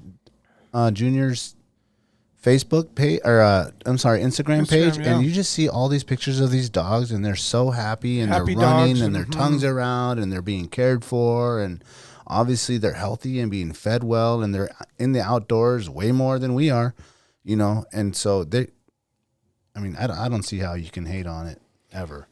It's a beautiful, beautiful thing, and it's so cool that there's a young person like yourself that's like taking it on. And, you know, we got people listening in Florida and Spain and all over the world listening to this podcast. There's like, Yeah. you know, these guys are living this life, you know, which is amazing. It's part of our culture here in Alaska, Big time. you know. Big huge time. part. Culture, history, everything. Yeah. But it truly is a beautiful lifestyle. I mean, I fell in love with it, and I wouldn't have my life any other way now. Yeah. I mean, I Yeah. miss it, you know? Yeah. Coming Yeah. back to Anchorage, like Anchorage Yeah. is home. I'm born and raised in Anchorage. Family's here. My daughter's here. Yeah. That's like the hardest thing is being away from her. But But she gets to come out and visit But you, yeah, right? she gets to come out. She loves it, and we have a great time out there. But it's hard being away. Hard being away from the dogs, being away from the peace, Yeah. the simplicity. Do you get out The much in the solitude. summer to just go visit, or you just Yeah, hustling so you can get out there? I try to take a weekend here or there, and then once like August, September starts to roll around, then I can start breaking away and, you know, start getting in those Yeah. weekend trips up there, start spending some time with the dogs, start kicking off fall training and getting the team geared up. Yeah.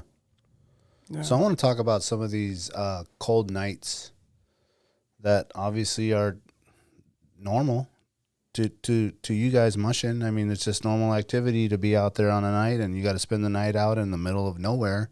Yep. What do you bring in? What sleeping bag do you have? That's my first question. Yeah. Feathered Friends Got it. makes a phenomenal sleeping bag. And I'm a big fan of the Pertex fabric. Mm-hmm. Yep. It's very breathable and extremely warm. So I use Rab parkas, which is also made of the Pertex material. Yep. And I have an OR jacket, not my black one, as a Pertex. yeah, Oh, okay. Yeah. and it's just, I mean, staying dry, breathability obviously is key, and I like the Patagucci, you know, base layers. I think those are the best for moisture wicking and drying out on your body. Things Merino like that. wool, or they're Synthetic. Polar Tech. it's not Yeah, Polar fleeces. Tech. It's Yeah, that polar fleece. It's The like Polar a, Tech fleece is what they're like. A lot of their like mid-range layers I are. thought they had their own little name for their thing. the Capline. Or, Capeline. That's what I was Capeline. saying. Oh, Capeline. Capline. That's the odor. Is that the odor? I think No, that's. it's I think their that's just. line That's of just. lightweight base layers. Oh, Okay. okay. But you And like yeah. synthetic over merino wool? I do, yeah. Yeah. I haven't experimented too much with the merino wool, but I do like the synthetic with the Patagonia base layers. Yeah, the synthetic seems to dry out faster It than does. the merino wool, but the merino wool is warm when it's wet, so it's kind of like, when are you going to Well, I think the benefit of the merino wool too is the smell factor. Whereas Yeah. it doesn't matter. You're laying with your dogs. You Yeah. know, there's no one smelling you, dude. Yeah, Totally. they're just the stinkier you get, the closer they want to Yeah. snuggle up to you. Is that true? The stinkier you are, the more they want you. Shit, they always want me. You know, It sounded right. just bring some beaver mean, treats into the old Feather yeah. Friends bag. Now, is it the Feathered Friends, minus 40 bag? So they have a minus 40, a minus 60. Damn. They are warm. Yeah. I mean, it's top of the line. And you look at there's all the specs on them as well, and you compare them to other bags. But we did some product testing over this winter, and even though on paper they're the same, they're not as far as performance-wise. Yeah. Yeah. And so do you in go the into field. that bag with all your gear on, your boots and everything? I'll go in with like a because I wear an overboot and I What wear kind of overboot? Wiggies. Yeah. Wiggies muck. Yeah. Those are nice. Love the Wiggies, man. Neos are another popular one. Yeah. And they're okay. They're a little clunky for me, especially if I want to be moving around, trying to be athletic back there. Yeah. But Now, do you get all the way down to the the long johns, as I like to call them, to get in the bag, or you still got your coat and your? no, I'll take my park off. I just hang that on my sled, let that dry out. In 50 below? Yeah. That dries it out, dude. It does. Yeah. No, I mean, when That's you dry, think dry. about something drying out of 50 Yeah. below, it's like it's not frozen. And then now it's toasty. You put that thing on, man. Toasty warm, ready to go. Now, what's the parka you have? It's a rab. Oh, Rab. The you said. Rab, That's Yeah, right. rab parka. And then And they're out of Norway, or where? yep, Norway, yeah, right? it's a Nordic brand. Yeah. And they make great quality stuff. And then I guess under that rab, I wear a another, I guess, kind of midweight down jacket, Okay. and it will be like another, I guess, kind of thinner Pertex. It's this jacket in particular that is my favorite is a LL Bean, Oh, okay. and it is they discontinued it, but it is the best bang for your buck. It was like $79, and it's a down with the Pertex down treated. Oh, I mean, breathes phenomenally, keeps you dry, very warm, great pockets and shit. Yeah, It's yeah. an anorak. Oh, okay. oh yeah. yeah, Yeah, okay. Yeah. great jacket. So that Like that's a hoodie, probably- right? Yeah. Let's That- explain the anorak, because I know It's lot a of people. pullover. Yeah. Pullover. Yep. That's a better. That's what Pullover it technically down coat. is. It's almost like a pullover, like a hoodie style, but like a coat. It has those Exactly. pockets in the Yeah. middle, big pockets, really Yep. big. You can just be layered up underneath. Yeah, that I have thing. a Wiggies anorak that is the gangsterest glassing puffy you could wear. I mean, if you're sitting on a knob glassing for moose hours on end in the wind, it's like the only thing that will keep you warm Yeah. is And we- one of those and- anoraks. You just can throw it over whatever you're wearing already, Yeah. or you can roll it up as a pillow, right? Like you Yeah. probably use your anorak for multiple Use it for- uses. yeah, whatever. Yeah. And we're not with one brand or another. Like, we're rocking everything. Like, go see Wiggy. Whatever works, man. Go see the Wiggy store right there on Old Seward, right by the Pink Elephant car wash, right by the Starbucks, Yep, Northern Mark Lights Taylor. and Old Seward. Go see him and get yourself some of that rad stuff. Is that where you got your boots? Was right from our local guy here? I ordered them online because Okay. I was in Nana. Oh, okay, gotcha. And Yeah. I needed a new pair, so. But yeah, I'm a big fan of those. The They- Wiggies, I mean, the they- Wiggies. And I wear Lobans inside, which is Oh, yeah. another Norwegian made boot. So they're called Lobans. How do you spell that? Lo, I think it's BBEN. Loban. Okay. I never heard of that. So And it's it's a great underboot.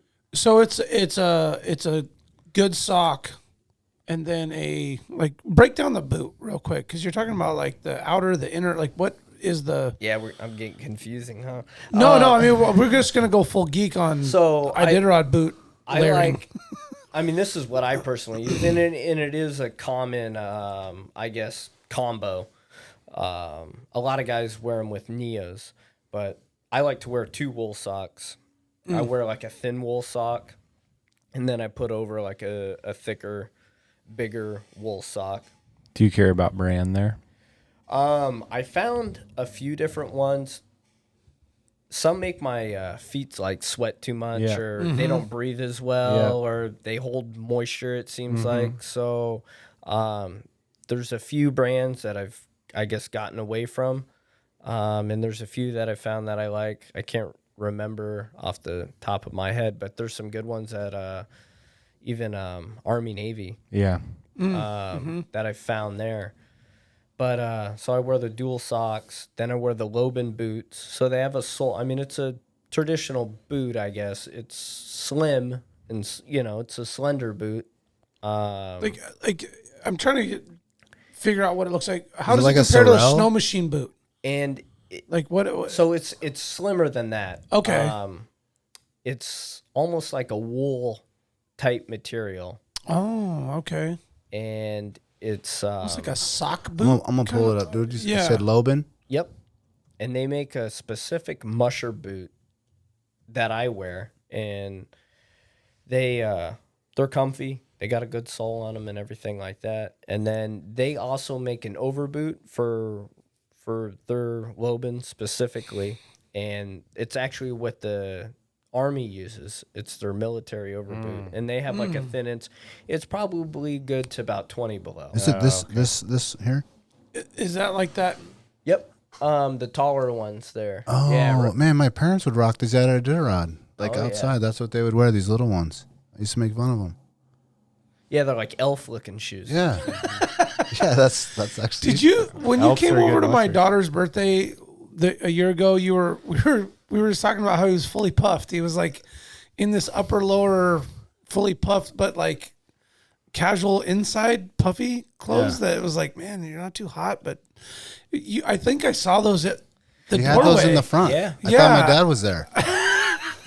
I was like, man, I think I remember those sitting when I walked in the front door. Like, man, who's wearing? You guys these got to goofy Google boots? this if you're listening, Yeah. or if you're watching on our YouTube. Go to Loban Boots, Lobben Boots, and check out these boots. These are like some seriously Norwegian Elf shoes. Yeah. elf shoes, like Norse. Dude, these are crazy. I'm gonna buy a pair now. And they come with the sick colors, dude. They got the red and the blue and the gray and the blue. Eddie, you like live in these boots?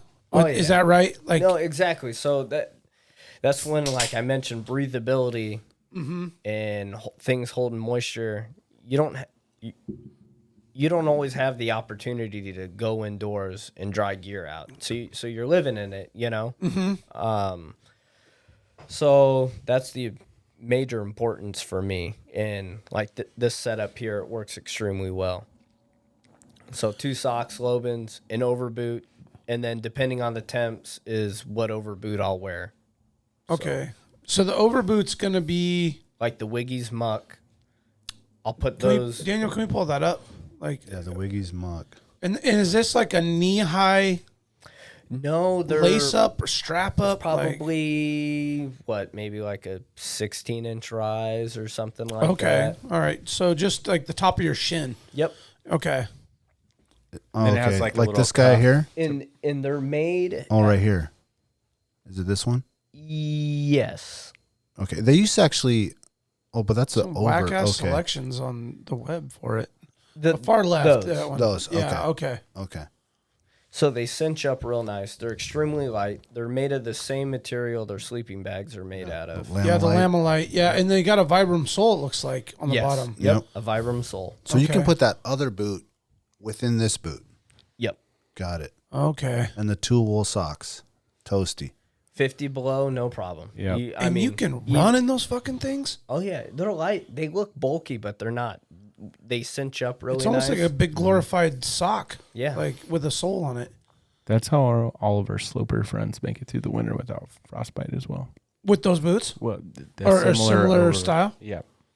That's pretty cool. Those are the Wiggy brand ones. Wow. So that like that Lamellite's in the All around that thing. yeah. Well, remember he used to when you used to buy the bag, he'd give you the little booties, and I still keep them in the thing. Yeah, And that's I'll right. bust those out like to go pee at night. You know, you just put those on. They're just like Velcro, and you just get on there. I don't think he does, and they have like a really light. No, you don't just get the booties with the bag no more. That's long gone. Oh, okay. That Well, might I have got been the OG. Yeah. Yeah. Mark's like, hey, I get these booties. I'm like, no. No, it used to come with it back in the day. Oh yeah, no, Yeah. not anymore. My Wiggies is it's old. yeah. And So all your when I was dogs first just in- come sleep on your bags, on your bag, on your sleeping bag. Yeah, just tuck up next to them. Now, what's the tent you got? They come Are snuggle you with in you? the tent? A tent? No, I've never brought a tent with me.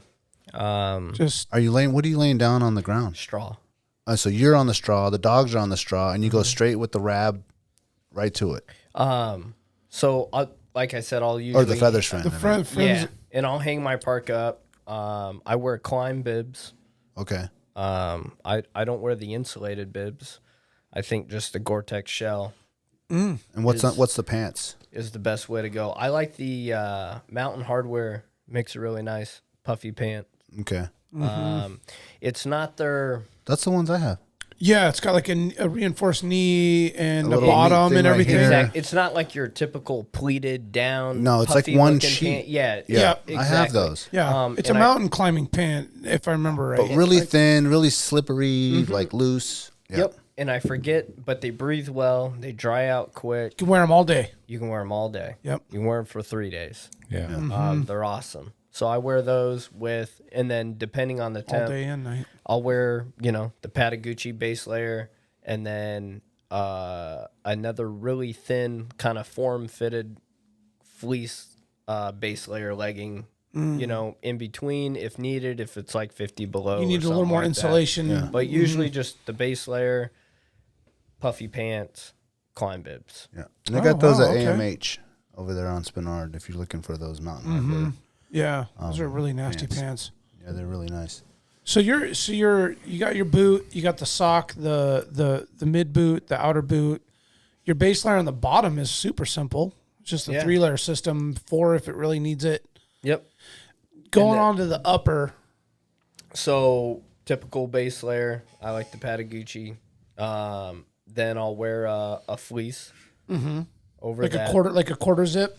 Quarter zip fleece. Yep, exactly. Real thin one. And then I'll wear the down. It's a thin down. Like a mid-weight or something like that.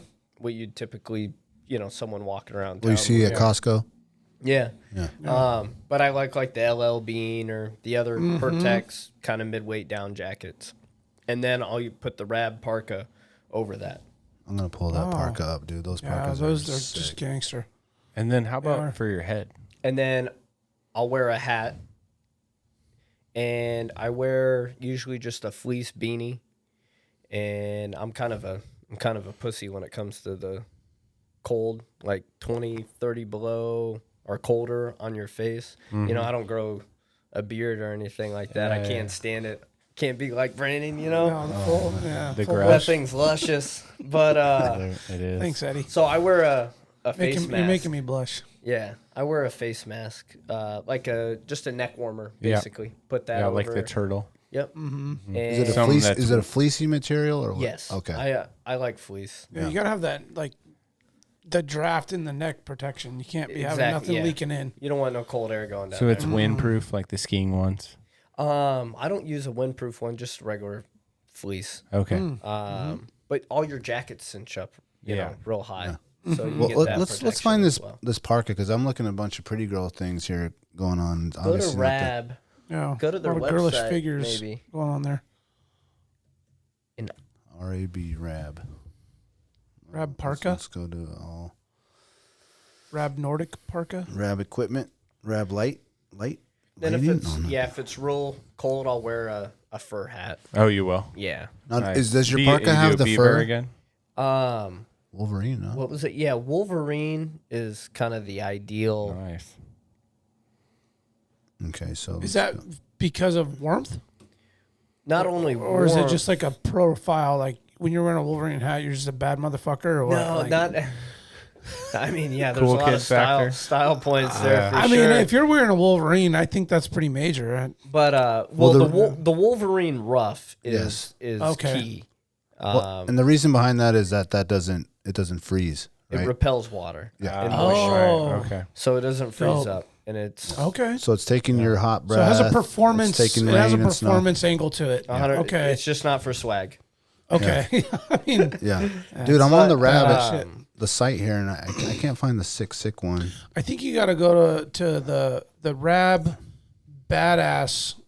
Yeah, the special yeah, rab. like this isn't just Should the I put commercial. rab badass in here and see? Yeah, So when badass you're, musher guy stuff. when you're sleeping in this sleeping bag, is it like a mummy style, or do you have your face exposed? What do you do there for your head? So it is a mummy style bag, and they actually make a pretty roomy one as well. So like if you're a bigger guy, they're still comfy. Rab Nordic. Yeah. Or if you want to throw the lead dog in with you. Yeah, Yeah. spoon. Yeah. Let's get a good spoon going. Yeah. So how do you protect your face and? Yeah, you can tuck in there pretty good.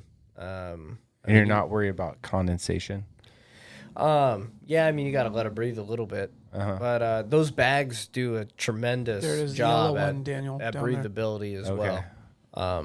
Eddie, is that pretty close? I see dudes rocking that, but I think it has a different like outer layer, right? It's more of a... Yours is red, isn't it? Mine's black. Yours is black. Okay, is it more like this one?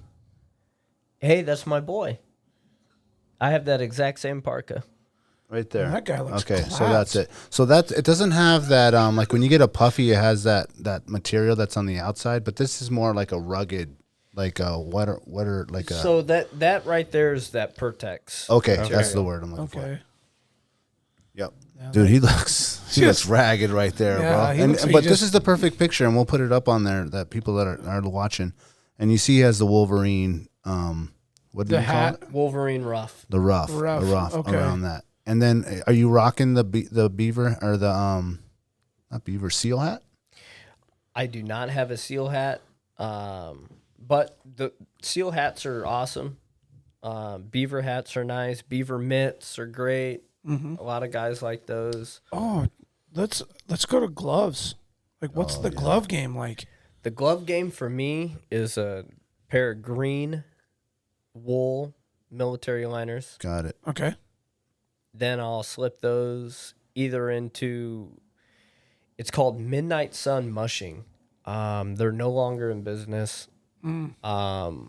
These particular mitts are made out of the same material they made spacesuits out of. NASA did. Oh. Wow. And they are the best things I've ever used in my life. My guess is your boys up in Indiana have some of this gear that you got that passed down to. I snagged a pair up. Nice. And so that no longer, I guess the issue is they can't get their hands on that material. So they're no longer selling out. Yep. So were they Alaska company with the name Midnight Sun? Okay. Midnight Sun. What did you say it was? Midnight Sun. I believe it was Midnight Sun Mushing, and they Midnight made Sun parkas, mitts, all sorts of things. They were a local Alaskan. Yep. And wow. And there was. Oh, there they go. There have these right here. Not quite. Those are Apocalypse, and that's another local company. There's several local, I guess, mushing type oriented gear companies now. There was more, but people get old. Yeah, retire, funding and whatever. Mm-hmm.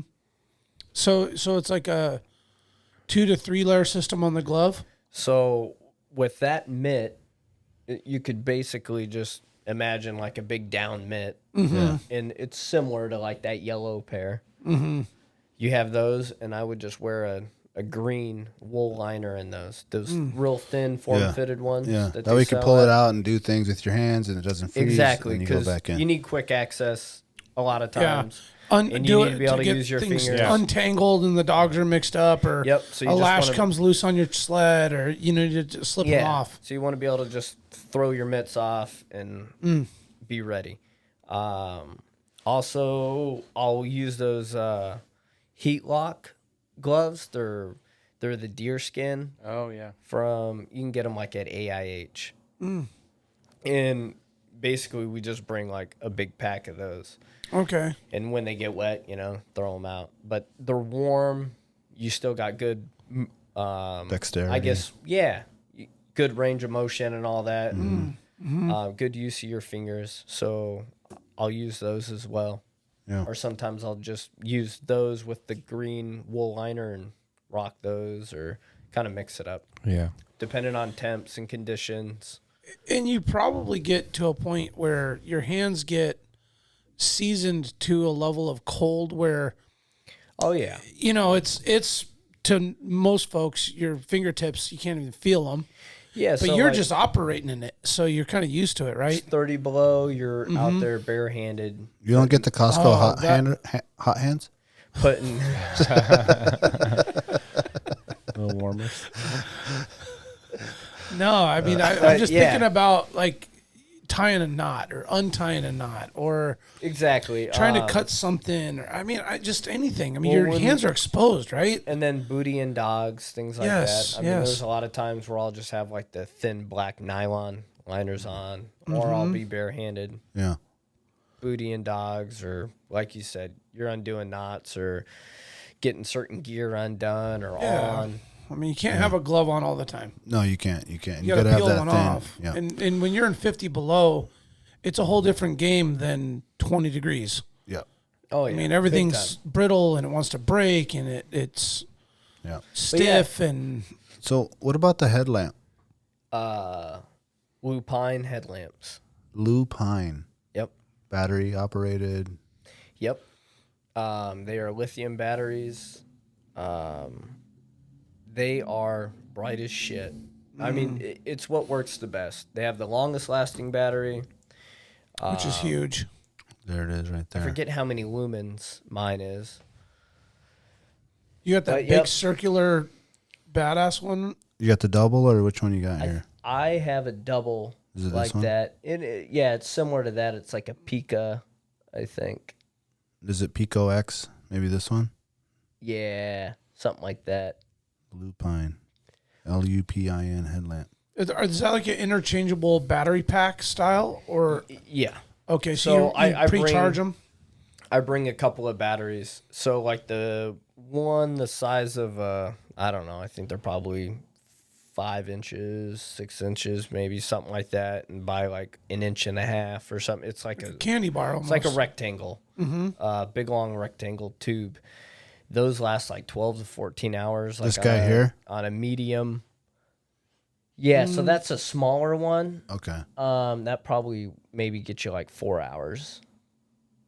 Then they make like a kind of in between, last you like 6. Then you got the bigger ones, last you like 12. So you bring a couple, Yeah. they'll last you through a race. Just keep them close to the body. Yeah, I mean, I keep mine in my sled. Like, Oh, I'll really? usually- They handle that cold like that? Yeah, they handle it pretty well. And- GoPro. Hey, GoPro. Get some Lupin batteries going. Yeah. No shit, dude. No, they got their shit figured out. I mean, they're extremely bright though. Yeah, It's that's the best, awesome. best working headlamp that That's I've it. come Sign across. me up. Hey, Are they Father's really Day's coming. expensive too? They are. Yeah. I mean, they're not unreasonable or anything like that. Yeah. But they're worth every penny. They're the most durable in the cold too. That's kind of, people are like, oh, well, this one's half the price, and you can get it off Amazon or whatever. And then it's like, okay, well, It's going to freeze up. go spend a few days out in the cold, or just go spend one day out in the cold, or see how Yeah. durable it is. And Yeah. Yeah. It'll tell you what's going on. Yeah. It's Now, what about eating? Like, what are you eating?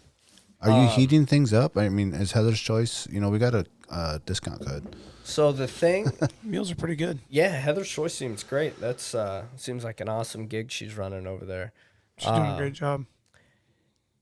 What I use, well, we don't have access to, I guess, clean water usually. Okay. Oh, that's another. Is what that's not always I guess an amenity we have. Yeah. So we have snow and we have a cooker. What's the And- cooker you rocking? So they're a 3.5 gallon cooker, basically 3.5 gallon pot with another 5 gallon or 4 gallon, I think it's 5 gallon pot with a burner in the bottom. So we put that 3.5 inside that 5 gallon, and we use heat, the yellow bottle Heat. Yeah. Light that. We dump snow into our pots. To melt the water. That makes water. Then we take, what do they call those? The freezer bags, where they seal them. Vacuum seal? Vacuum sealed food. Mm-hmm. Throw that in there. In the hot defrost it water. In the hot water. Sous vide. Oh, okay. Yeah. And heats it up. Gets it all nice and warm. Yeah. So you're packing your own meals. packing homemade meals. Got it. Oh. And that's what we do. And then inside, sometimes we have access to like a cabin. Like we have a shelter cabin with a wood stove. Okay. So inside, everything we bring, we always bring it vacuum sealed. but also Is that for moisture? Well, Or just get it small too, probably? yeah, and then that way we can defrost it. We can boil it. Oh, so then you can stick it in. It can handle the heat. Got it. So we okay. just let's say we make chili or spaghetti, vacuum seal spaghetti, chili, throw it in the boiling water. Warms it up. Nice hot meal. Yeah, just grab your knife, cut it open. Eat it out of the bag. Yep. And Like then a mountain house, but homemade. and then burritos, those are popular. I like to use them on the trail. So we vacuum seal those, but we also wrap them in foil as well. So if we have access to a cabin with a wood stove, we can just cut them out of the bag, Throw them on there on the throw them foil. on there on the foil, let them cook. So it gives you a little bit of versatility, Yeah. So as far as food, basically anything you can imagine, Yeah, because you Anything- freeze it, it stays frozen. Yeah. Yeah. I want to go back to the heat thing.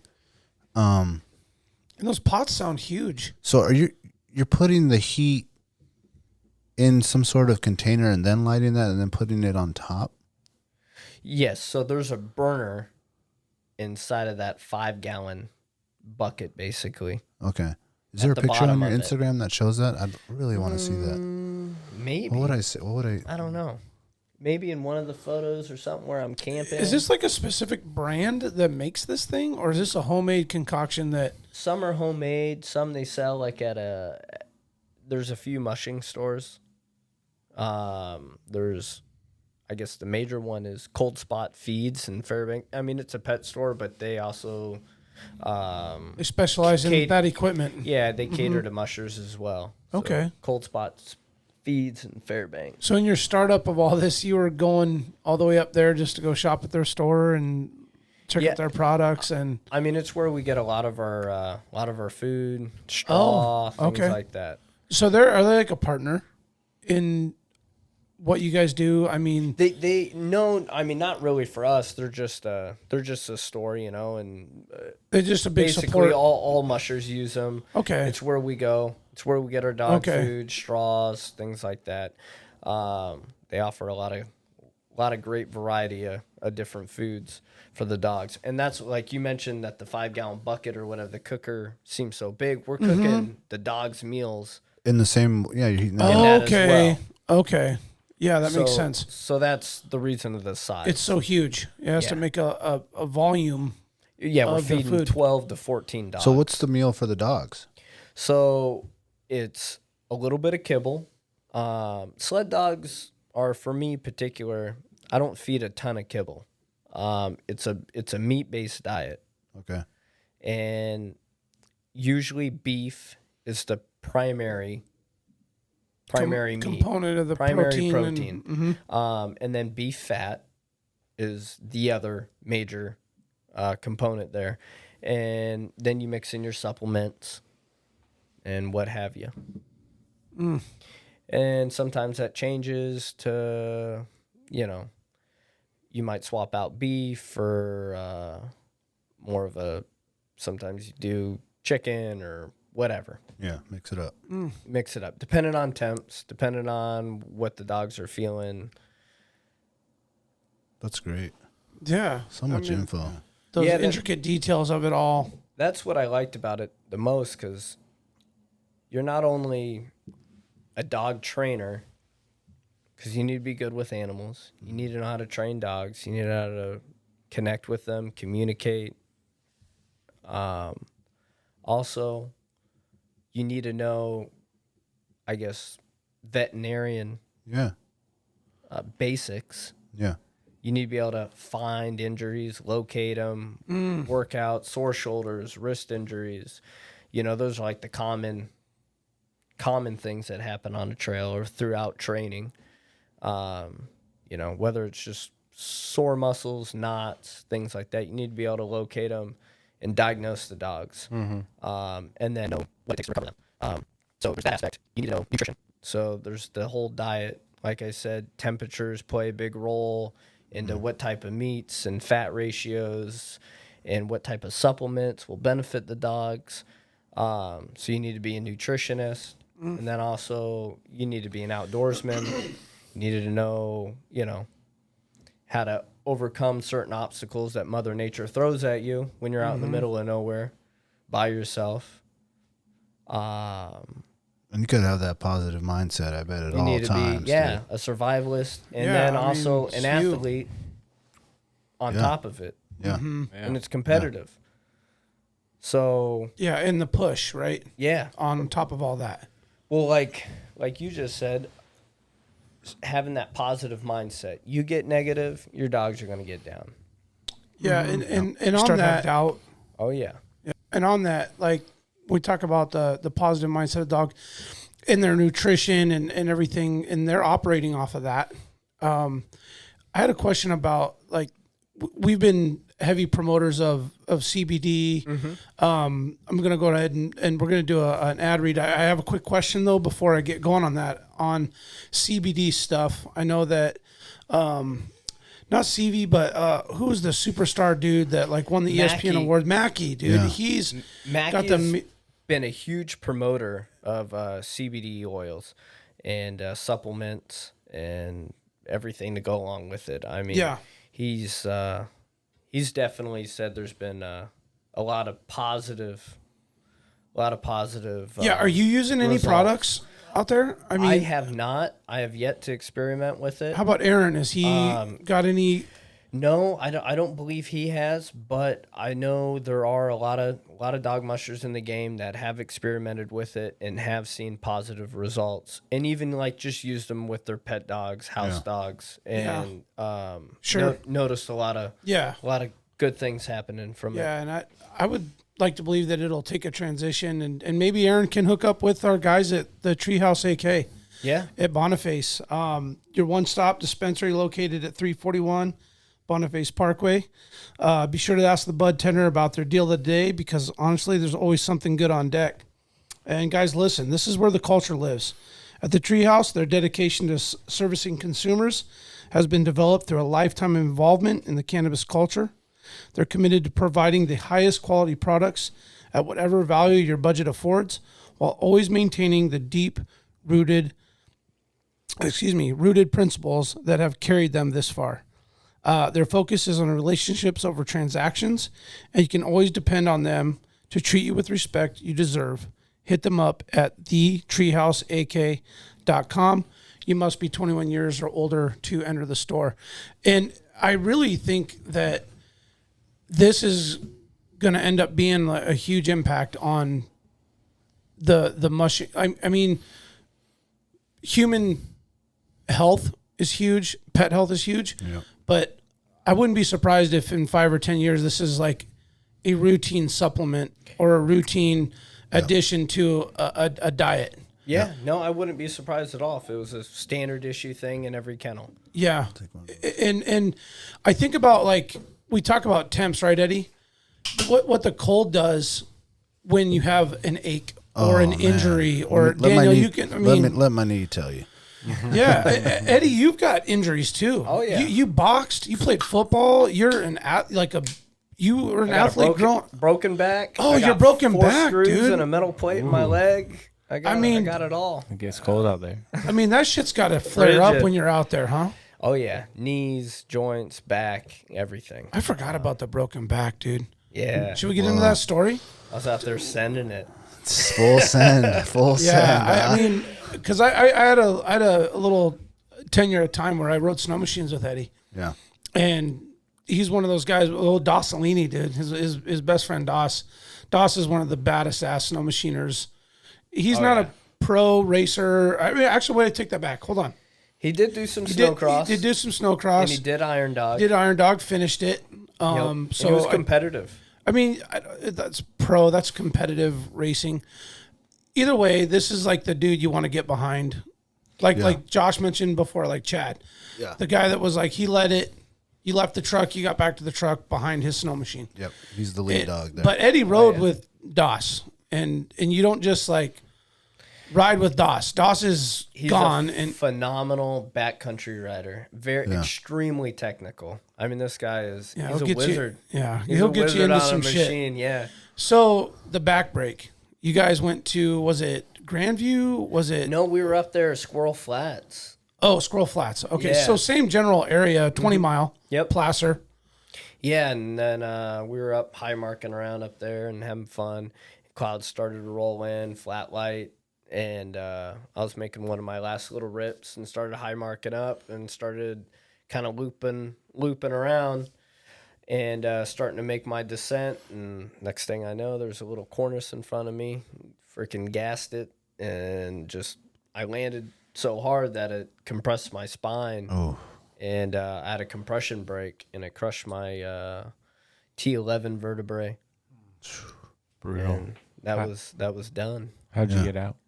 I couldn't ride. I had no upper body function for a while, and all I knew was my back hurt like hell. Yeah. Yeah. So What a scary time, dude. Not only for you, but for the homies. And you were deep. Yeah, and like Das, like he knows me. I don't, I've broken bones with him before. I don't ever complain. Yeah. It's like, oh yeah, I broke my ankle or whatever. Well, I'll walk on out of here. Yeah. Yeah. Hobble out. He was like, what? You can't ride? Like, hold on.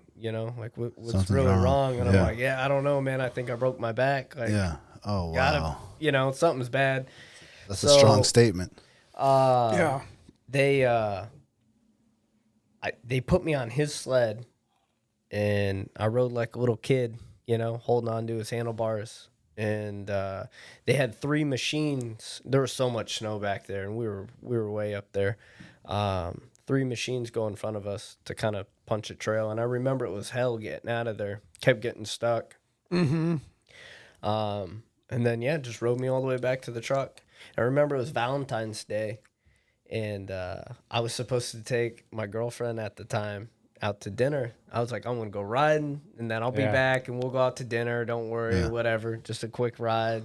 And so I got back, and I'm all hobbling around, I'm in pain. But at this point, it's like numb. Yeah. So I was like, all right, whatever, you've been bitching all day. Well, let's go to dinner. And then You went With to the dinner? broken back? yeah, she was like, no, something's wrong, blah, blah, blah. You need to go to the emergency room. And then finally, I went to the ER, and they're like, yep, it's broken. Oh, my God. Jesus, dude. So I laid around for 3 months, and then I got back in the boxing gym. And shit, I fought another 3 months right after Yeah, you that. would have never even thought you broke your back. Yeah, I think I ended up fighting the AFC lightweight champ at the time and winning. And Nice. yeah, good old time. Felt good, man. Wow. Yeah, Yeah. got right back in it. Yeah. That's crazy. Young prime days.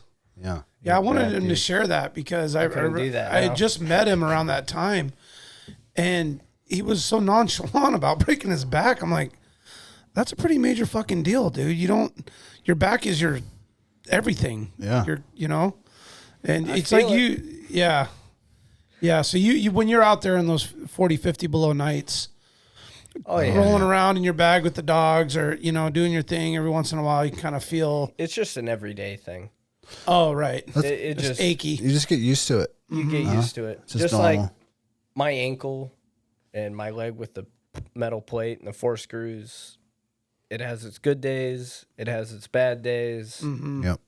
And that, like standing on that and with the cold temps and all that, just Yeah. because I don't run a tail dragger. That's what they call it. The Oh, the little thing, the metal thing? rear section behind the sled. Okay. A lot of guys use it as like a storage compartment and then also a seat. Oh. I don't. Oh, So like when I'm running a 300-mile race, I'm not sitting down. Yeah. I have nothing behind me. Yeah. I don't have the option to sit down. Yep. Yeah. yeah. So I just do it old school and stand up and mush away. The dogs Gangster. look back there like, Gangster. Dad's in it with us, man. Yep. Yeah. No, man, they feed off of that big time. And you start talking to them, you get them amped up. They love it. They eat it all up. Yeah. That's pretty cool. What's your favorite thing to say to them? I'd have to say usually it's just like a that's it or good boys, Uh-huh. And I mean, that right there will just get them Yeah, going. yeah. Yeah. I give them a, hey, that's it. Good boys. Yeah. And then they just start firing Yeah. off. Nice. But What's some of the commands? G and Ha is for G is left. direction. G left. Right. G's right. Yeah. Ha's left. Yes. G ha. Where'd that come from? They use it for horses and stuff as well. Oh, okay. Okay. Just a general human communicating with animal Yep. command And they sound. know it. I mean, you can steer them like you steer a car. Yeah. They'll go wherever you want them to go. That's well, amazing. obviously, as long as they're trained. Yeah. But yeah, so one of the, I guess, favorite thing to say to them is I was on my way to the finish line for the last 200-mile race that I did, and I was in first place, and I don't know, we had probably 20 more miles to go.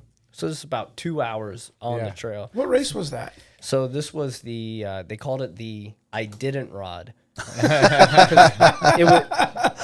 It was the same. It was a race that was going on during Iditarod. Yeah. Yeah. Oh, So okay. they're So I like- didn't rod. So they're like, everybody coming to this, you know. That's this- funny. I had a this hot do- dog stand called like Dogs at one point There you for go. like 1 year, and then I was like, this probably is not the best name for this.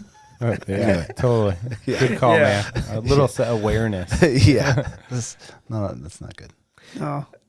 So you're ripping on the I didn't rod. Yep. So it was a 200-mile race in Denali, and I mean, once again, a lot of great teams. Jeff King put on the race, a 4-time Iditarod champion, Yeah. legend in Legend. the sport. Legend, yeah. So since due to like some health issues, things like that, he wasn't running Iditarod, so he was like, I'll put on a race.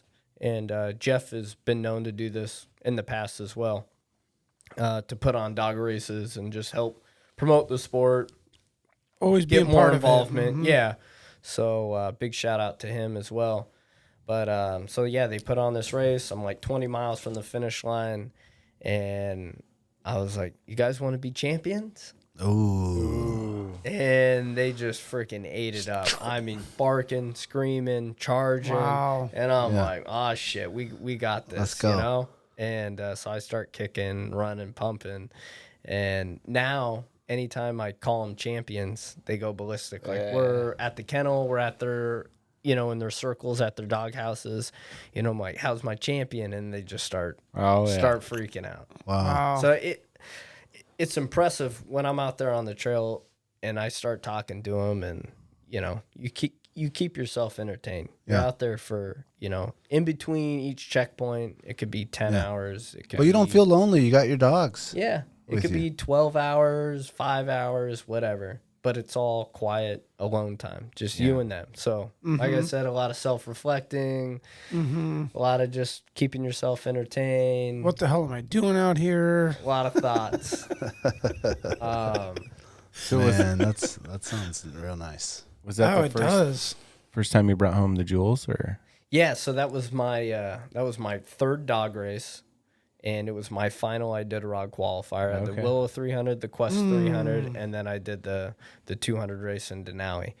And you got the W on that. And that was the first race I went into, and I was like, I'm going to race it. I'm going to try to go for it. Okay. The other two, I was just trying to gain experience. I was trying to show my dog team a race and a race, you know, a relaxed race schedule, you know, but just getting them used to a routine, a race environment, camping in a race environment, making it all positive.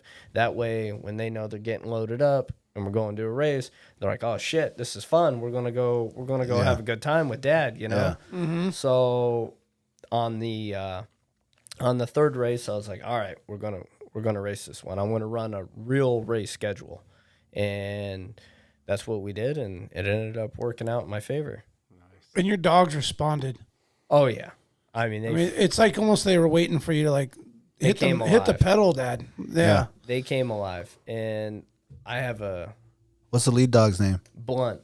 Blunt. Yeah. My man. So do you name all these dogs? So they're out of the. Of course, his name is Blunt. Dude. Yeah. That's badass, man. Oh, Blizzy. Oh, Blizzy. I got a tremendous bond with him. He's a freaking badass. And then his brother Diesel. Oh, yeah. So they're 420 litter, and they were born on 420. Oh, man. I love it, man. So yeah, the We Diesel need to and Blunt. get a couple really good pictures of them boys. I'm sure you got them on the gram, but yeah, I got some pics pull of them up. them. Pull them up. They're freaking studs. But yeah, those boys, anything I ask of them, they want to do it. They want to please. So you got Blunt is the lead. Yep. And Blunt, Diesel, where's Diesel? Is he just right next to him? Diesel's running right next to him, but Blunt, he's the guy I'm talking to. I mean, you know, Okay. He knows, like, it's my team. Which one is he Okay. here? Well, obviously it's Or these that's what guys he's here, thinking, right? you know. Yep, so that pick right there. So Blunt is on the Look at the left-hand teeth. side. That's blizzy. Diesel is on the right. Diesel looks Diesel. Yep, and then right behind them are their sons. Oh, Oh, wow. come on. Really? Yeah. That's crazy. Damn, it's a family affair. Oh, yeah. Yep, Oh, we got shit, the squad dude. right there, man. So when you're on the trail, not only running and the full operation, but when you're chilling, does he like go alpha and do like leadership type stuff? Like does he? I guess I'm like thinking Run like the some- pack. Yeah, like does he do anything? Yeah, he knows it's his team. I Yeah. mean, I talk to him like he's in charge. Okay, and he relays the responds message. like he's in charge, and he keeps the other dogs in check. So let's say we're going down the trail, and a dog in the back of the team wants to kind of veer off and maybe go dip for some snow. He knows, hey, we're not supposed to be eating snow right now. Yeah. He'll take the team in an entirely different direction to pull that dog away from the snowbank. Oh, man. and he can feel it He can feel it. Oh, because that's it so starts cool. to create some If drag there's- or something like that. He Gotcha. If there's throw up, like a dog puked on the trail and we're coming up on it, he'll swerve the whole team around it. So they don't want to stop and like lick it or whatever. Booties, Oh. whatever. He knows our job is to get down that's the a trail distraction. Get around that thing. as efficiently and smooth and as fast as possible. So that's all he's doing. Dogs start, messing up his game, like he ain't gonna allow it. That is so cool, man. A dog will, like, let's say maybe Diesel wants to try to go one way on a trail, like we come to an intersection. Oh, I mean, he'll just yank his ass right on over. I mean, he'll do everything, like his life depends on it. Yeah. really? Yeah. Yep. It's just like, nope, that's not where we're going. This is where we're supposed to go. That's amazing. Now, have you had any run-ins with moose or anything like that? Yeah. I know that's a Quite big a. worry. So there's a lot of wildlife where we train. I train out in the Minto Flats, and it's not a heavily used area. So we have 3 different wolf packs that come into there that circle through, and then also there's always moose. I mean, that's a daily sighting. Yeah. Yeah, it's moose habitat. And then when it snows, of course, or the wolves come in, then things get all shuffled around and it gets chaotic. See lynx here and there. Wolves, usually we don't see them, but every now and then we'll see like the yearlings kind of come out onto the trail. They get curious. They check shit out, But usually the packs are watching us from a distance. Yeah. They see us, we don't see them, that kind Yeah. of thing. Yeah. Yeah. So Yeah, they're on the outskirts. Yeah. Wolverines, I mean, they're around out there. I see tracks. They'll follow our trails, things like that. But, they're stealth mode. Yep, they're silent. They're silent. They only feed in areas for a short amount of time. I think it's like a day or two. And then they venture off and yeah. go to a new area. Do the dogs react to any wildlife? They You go- don't they don't go know they're insane. around. You don't know, but they smell it, or they. Oh, yeah. Okay. Oh, yeah. Because like I won't even see a moose, and we'll be going down the trail, and let's say maybe it's up around a bend a ways, and you'll start seeing ears perk up, the hair stand up, and they'll just start picking up speed, and you're like, oh shit, what the hell am I coming up on? Yeah. And the next thing you know, there's like freaking, moose and couple of calves or something, and they're Yeah. just freaking hauling ass down the trail or cutting across or You carry a 44 or something? yeah, I try to. I forget a lot though. It's like Yeah. time to go gear up and run, and Yeah. then it's like, oh fuck, I forgot my gun. Yeah. Whatever. Whatever. Yeah. Yeah, I got these. well, I got a don't pack have of it. dogs. What about communication? InReach? No. We have one there at the kennel. Aaron does, but for the most part, wherever I'm at on the trail system, surprisingly, I have some service. There's like a few dead areas out there, obviously. But I'll go on like a couple day camping trip and things like that. It's just like, all right, see you in a couple of days. Yeah. And it's just Well, you're out there so much, it's just normal. You're not worried about life. It's normal. Yep. Well, and you have a timeline. If you don't return, then it's like, okay, we need to send a crew out to go find out. Yep. Exactly. Yeah. You had know what a I'm dog doing. injury or something that delayed you, or Yeah. And that I wanted to ask that way earlier. Dog injuries. This is probably kind of a sensitive subject, but how do you gauge and like decide to like stop a run? Like, is there something the dog shows you? Is there just like all of a sudden things are just like slowing down and something ain't right, or like how? I've always compared dogs. It just always reminds me of raising kids. I have a daughter. It seems to be the exact same thing. You can tell when your child is upset, sick, something's off. You can tell when they're lying, when they're trying to, when they're being a little shit, when they're trying to pull something over you. You can tell, you can look in their eyes and that's your kid. You know what the hell they're up to or if something's off. Same thing with the dogs. So I can tell when their demeanor, maybe we just had a long, hard run or something, and they're like, oh, it's cold, and I kind of am getting comfy here, and I just kind of want to sleep or whatever. And it's your job to read that. Pick up on that. To see it and assess, and then to take action and make them, or not make them, but get them back onto track, whether it's mentally, whether it's a physical thing, it's your job to take action and help them out. Yeah, read them. Reading your dogs. Reading and managing your dog team that's dog mushing. Yeah. That's like, those are the two biggest things. Yeah. If you can do that and care for them and keep them perky, keep them healthy, then you'll be successful. Nice. Yeah. Perfect. Sounds like a life lesson to me. Yep. Yeah, it does. Yeah. So I can always tell if something's off. So, but if a dog, they're extremely tough dogs. So if they're starting to limp or favor, or, you start to see some swelling, or you can kind of see in their eyes, or, they're looking a little Or they're licking down, something, or whatever it may be. Maybe their appetite's a little off, and you're like, well, that's unusual. They give you signs. Like I Just said, reading the signs.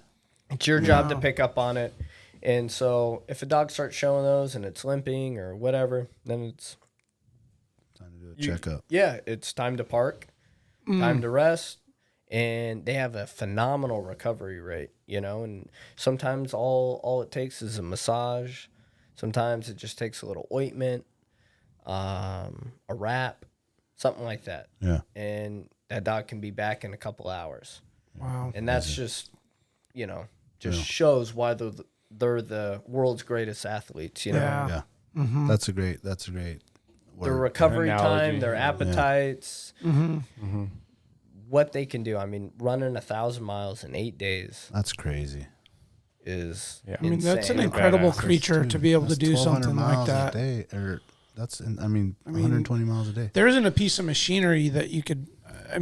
You see what like a iron dog snow machine does, and those things get clapped. They get smashed on. Yeah. And these are living creatures that are doing the work, and they persevere. They are really incredible creatures. You said the greatest athlete in the world. Yeah. Absolutely, they are. Oh, Yep. yeah. Yeah. What And they that's go not through. even my opinion. That's sports science. Yeah. Yeah. That's there's Pound all for the- pound, what they're doing is amazing. it's incredible. Yeah. There's nothing out there like it, Mm-hmm. So what's the 2022? What's the outlook for 21-22 season for Eddie Burke here? So next year, I will be running the Cusco 300 and the Kobuk 440. Those are the 2 races I'll be signing up for. And those start where? The Cusco 300 is in Bethel, and the Kobuk starts in Kotzebue. God, I want to go see that. Yeah, that's badass. Yeah, man. So I want to see the end. And it ends where? They both end back at the starting it's a line. loop. Oh, okay. Yeah, It's a loop. so it's like a big loop that you make through the villages. Great. Both are just awesome dog communities. I mean, They really embrace you guys. And, and the volunteers, the whole village comes together and they put on these races and they That's volunteer in checkpoints and putting in trails and I mean just everything. Yeah. They put on these events, you know. Yeah. And just great people, great dog people, and like you go to Bethel. I mean, they're hosting races all year. That's their thing out there. Kotzebue, same thing. I mean, yeah, they're always putting on dog races, big dog communities, and they're keeping the sport alive. Yeah. Yeah, we gotta link up with those folks in those communities and see if we can't get up I for a would love to weekend. fly I out mean, and bring do our something like equipment and go meet with some of the local folks that put That'd be cool. the venues together, that organize it, the traditions, the families that have been doing it. It'd be really cool to get some background Yeah, and on what those folks are doing. and these races have been going on for. Ever. I mean, Decades. yeah, Their decades. traditions. Yeah. Oh yeah, Decades. Yeah, let's shine some light on that. That's a good I mean, idea. Eddie and I were at a kiddo birthday party a few weeks ago, and we were just bullshitting about mushing, and just I was like, Eddie, you need to start a sled dog. What did I say? I drew a blank. like a I was gonna call like a it something. training center type of Yeah, like a a school. Get the kids involved. big Get yeah, the youth like involved. to start a something that kind of You just put an iPad on the front of the dogs, and then they just They'll stand back on those runners all day. yeah. Dog sled camp. just put Togo on and go. Yeah, like I so just full brain fart on what I had mentioned. We get it. We get it. Yeah, The yeah. training center to get like just to Sounds get cool. the youth in, to get everybody started, you know, and I figure why not be the face of it? yeah. So I told Eddie, like, man, you're a new generation. You're a new Yeah. kind of fresh breath of air to the sport. I mean, that's how I feel when I see what you're doing on Instagram and your stories and being connected through family and friends and what you're doing. It feels like something new. It feels like a new, fresh perspective on it. Yeah. Like it really is. And you need to be the motivating face behind that. So if someone's wants to get in it, let's say we got a listener and they're like, hey, I want to get into this. What's like the first step? Like, what should they do? The first step, this is the usual process. You get a job at a kennel as a handler. In your first year, you might just be more of a yard rat, scooping shit, taking care of puppies, feeding, you know, maybe get a run here and there. But you're not primarily there to run dogs. You're just there to be around dogs, kind of get an overview of the operation, because there's so much that goes into it before you can even hop on the runners and take a dog team down the trail. Yeah. Plus, these are, I mean, like I said, they're the Musher's babies. Yeah. You know, It's a family. these are high dollar operations. They're their families, their kids. It's everything to us. So you have to put in the time. You have to be willing to, you know, get in at the bottom. Yeah. So whether it's your first few months or it's your entire first winter, you're going to be doing a lot of shit shoveling. And I mean, that's what you got to do anyways, no matter where you're at, Yeah. whether you're a champion or, Yeah. you know, that's just part of owning a kennel, owning dogs. But, so you get a job at a kennel, you work as a handler. Your second year there, you're running, you're training dogs, you're maybe getting some races in. and then, so on. You just gain experience. Build your way up. And you build your way up. Amazing. There's also maybe if someone's wants to do more of a tour type of operation, there's those opportunities as well. You can go live up on the glacier, And they got them down in Southeast. They got them up on like Exit Glacier, things like that. Down in Seward. There's tour operations all around the state. And they fly up these clients on helicopters to the glacier. And all these mushers live up there on the glacier with the dogs. And they spend all summer. And they run dogs and just have fun, take people out and, show them the dog life a little bit. That's great. Oh, that's how they do that in the summer. Yep. Yeah, they do a lot of that stuff, and they have it. I think they have something downtown, too, where they kind of bring the puppies out and let people do their touristy thing. It finally came to me. It was the Sled Dog Academy is what I was thinking I wanted Eddie to start. And I just thought of a name for it. There we go. Yeah. Drop it. Table 200 Academy. Table 200 Table Academy. 200 Academy. Boom. Sounds like Top Gun. It is. It is. Wow. Well, Yeah. Eddie, man, we went long on this one, and we appreciate you coming with the story and the history and the knowledge of the dog sledding and the mushing and keeping it alive, because I know that it's been on a slight decline for some of us that maybe aren't really involved in it. And if you're a sponsor and you got some money, man, put some money in these guys. These guys are loving this. This is a lifestyle that's normal. It's a culture up here. And I'm glad that we finally could get Eddie in here to talk about it. Hell yeah. I'd love to get out to one of those events up there, whether it's the end of one of these, Kuskokwim or the Yukon Quest or the Iditarod would be awesome. So you're working the way up to the Iditarod. Yep. So that will be in 2023. I'm running Iditarod. Eddie Burke. Hell yeah. Yeah. Blunt he's and our Diesel. Yeah. Blunt and Diesel. Those are my He's boys. our connect. He's our connect. And I was telling him before, I want to stay connected to this. Yeah. As we go into next season and your preparation, get your ass back in here. Let's chop it up. We should go out to the kennel and do a little video and just have a little day out Would there. Aaron and the boys be cool with that? Yeah. Would they be cool if we came and covered some of that? That'd be awesome. It'd be really nice to have some of those guys on and talk to them do a too. podcast out there at the kennels. Yeah. Get old Blunt on the mic. That'd be kind of like post after moose hunting season. Yeah. Hear him howl. Yeah. Get his howl on one of those buttons over there on the fancy machine. We'd love that. We'd love that. EddieB.Jr. on Instagram. Yes, sir. Check him out. Follow him.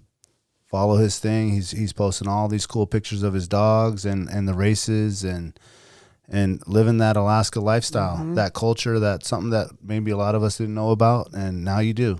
And wild style kennels or wild style racing. Alaskan Wild Style Racing. Alaska Wild Style Racing. That's the team. That's the crew. That's the team. That's Aaron. That's Tony and me. Sketchy Steve and the boys. Sketchy Steve and the boys.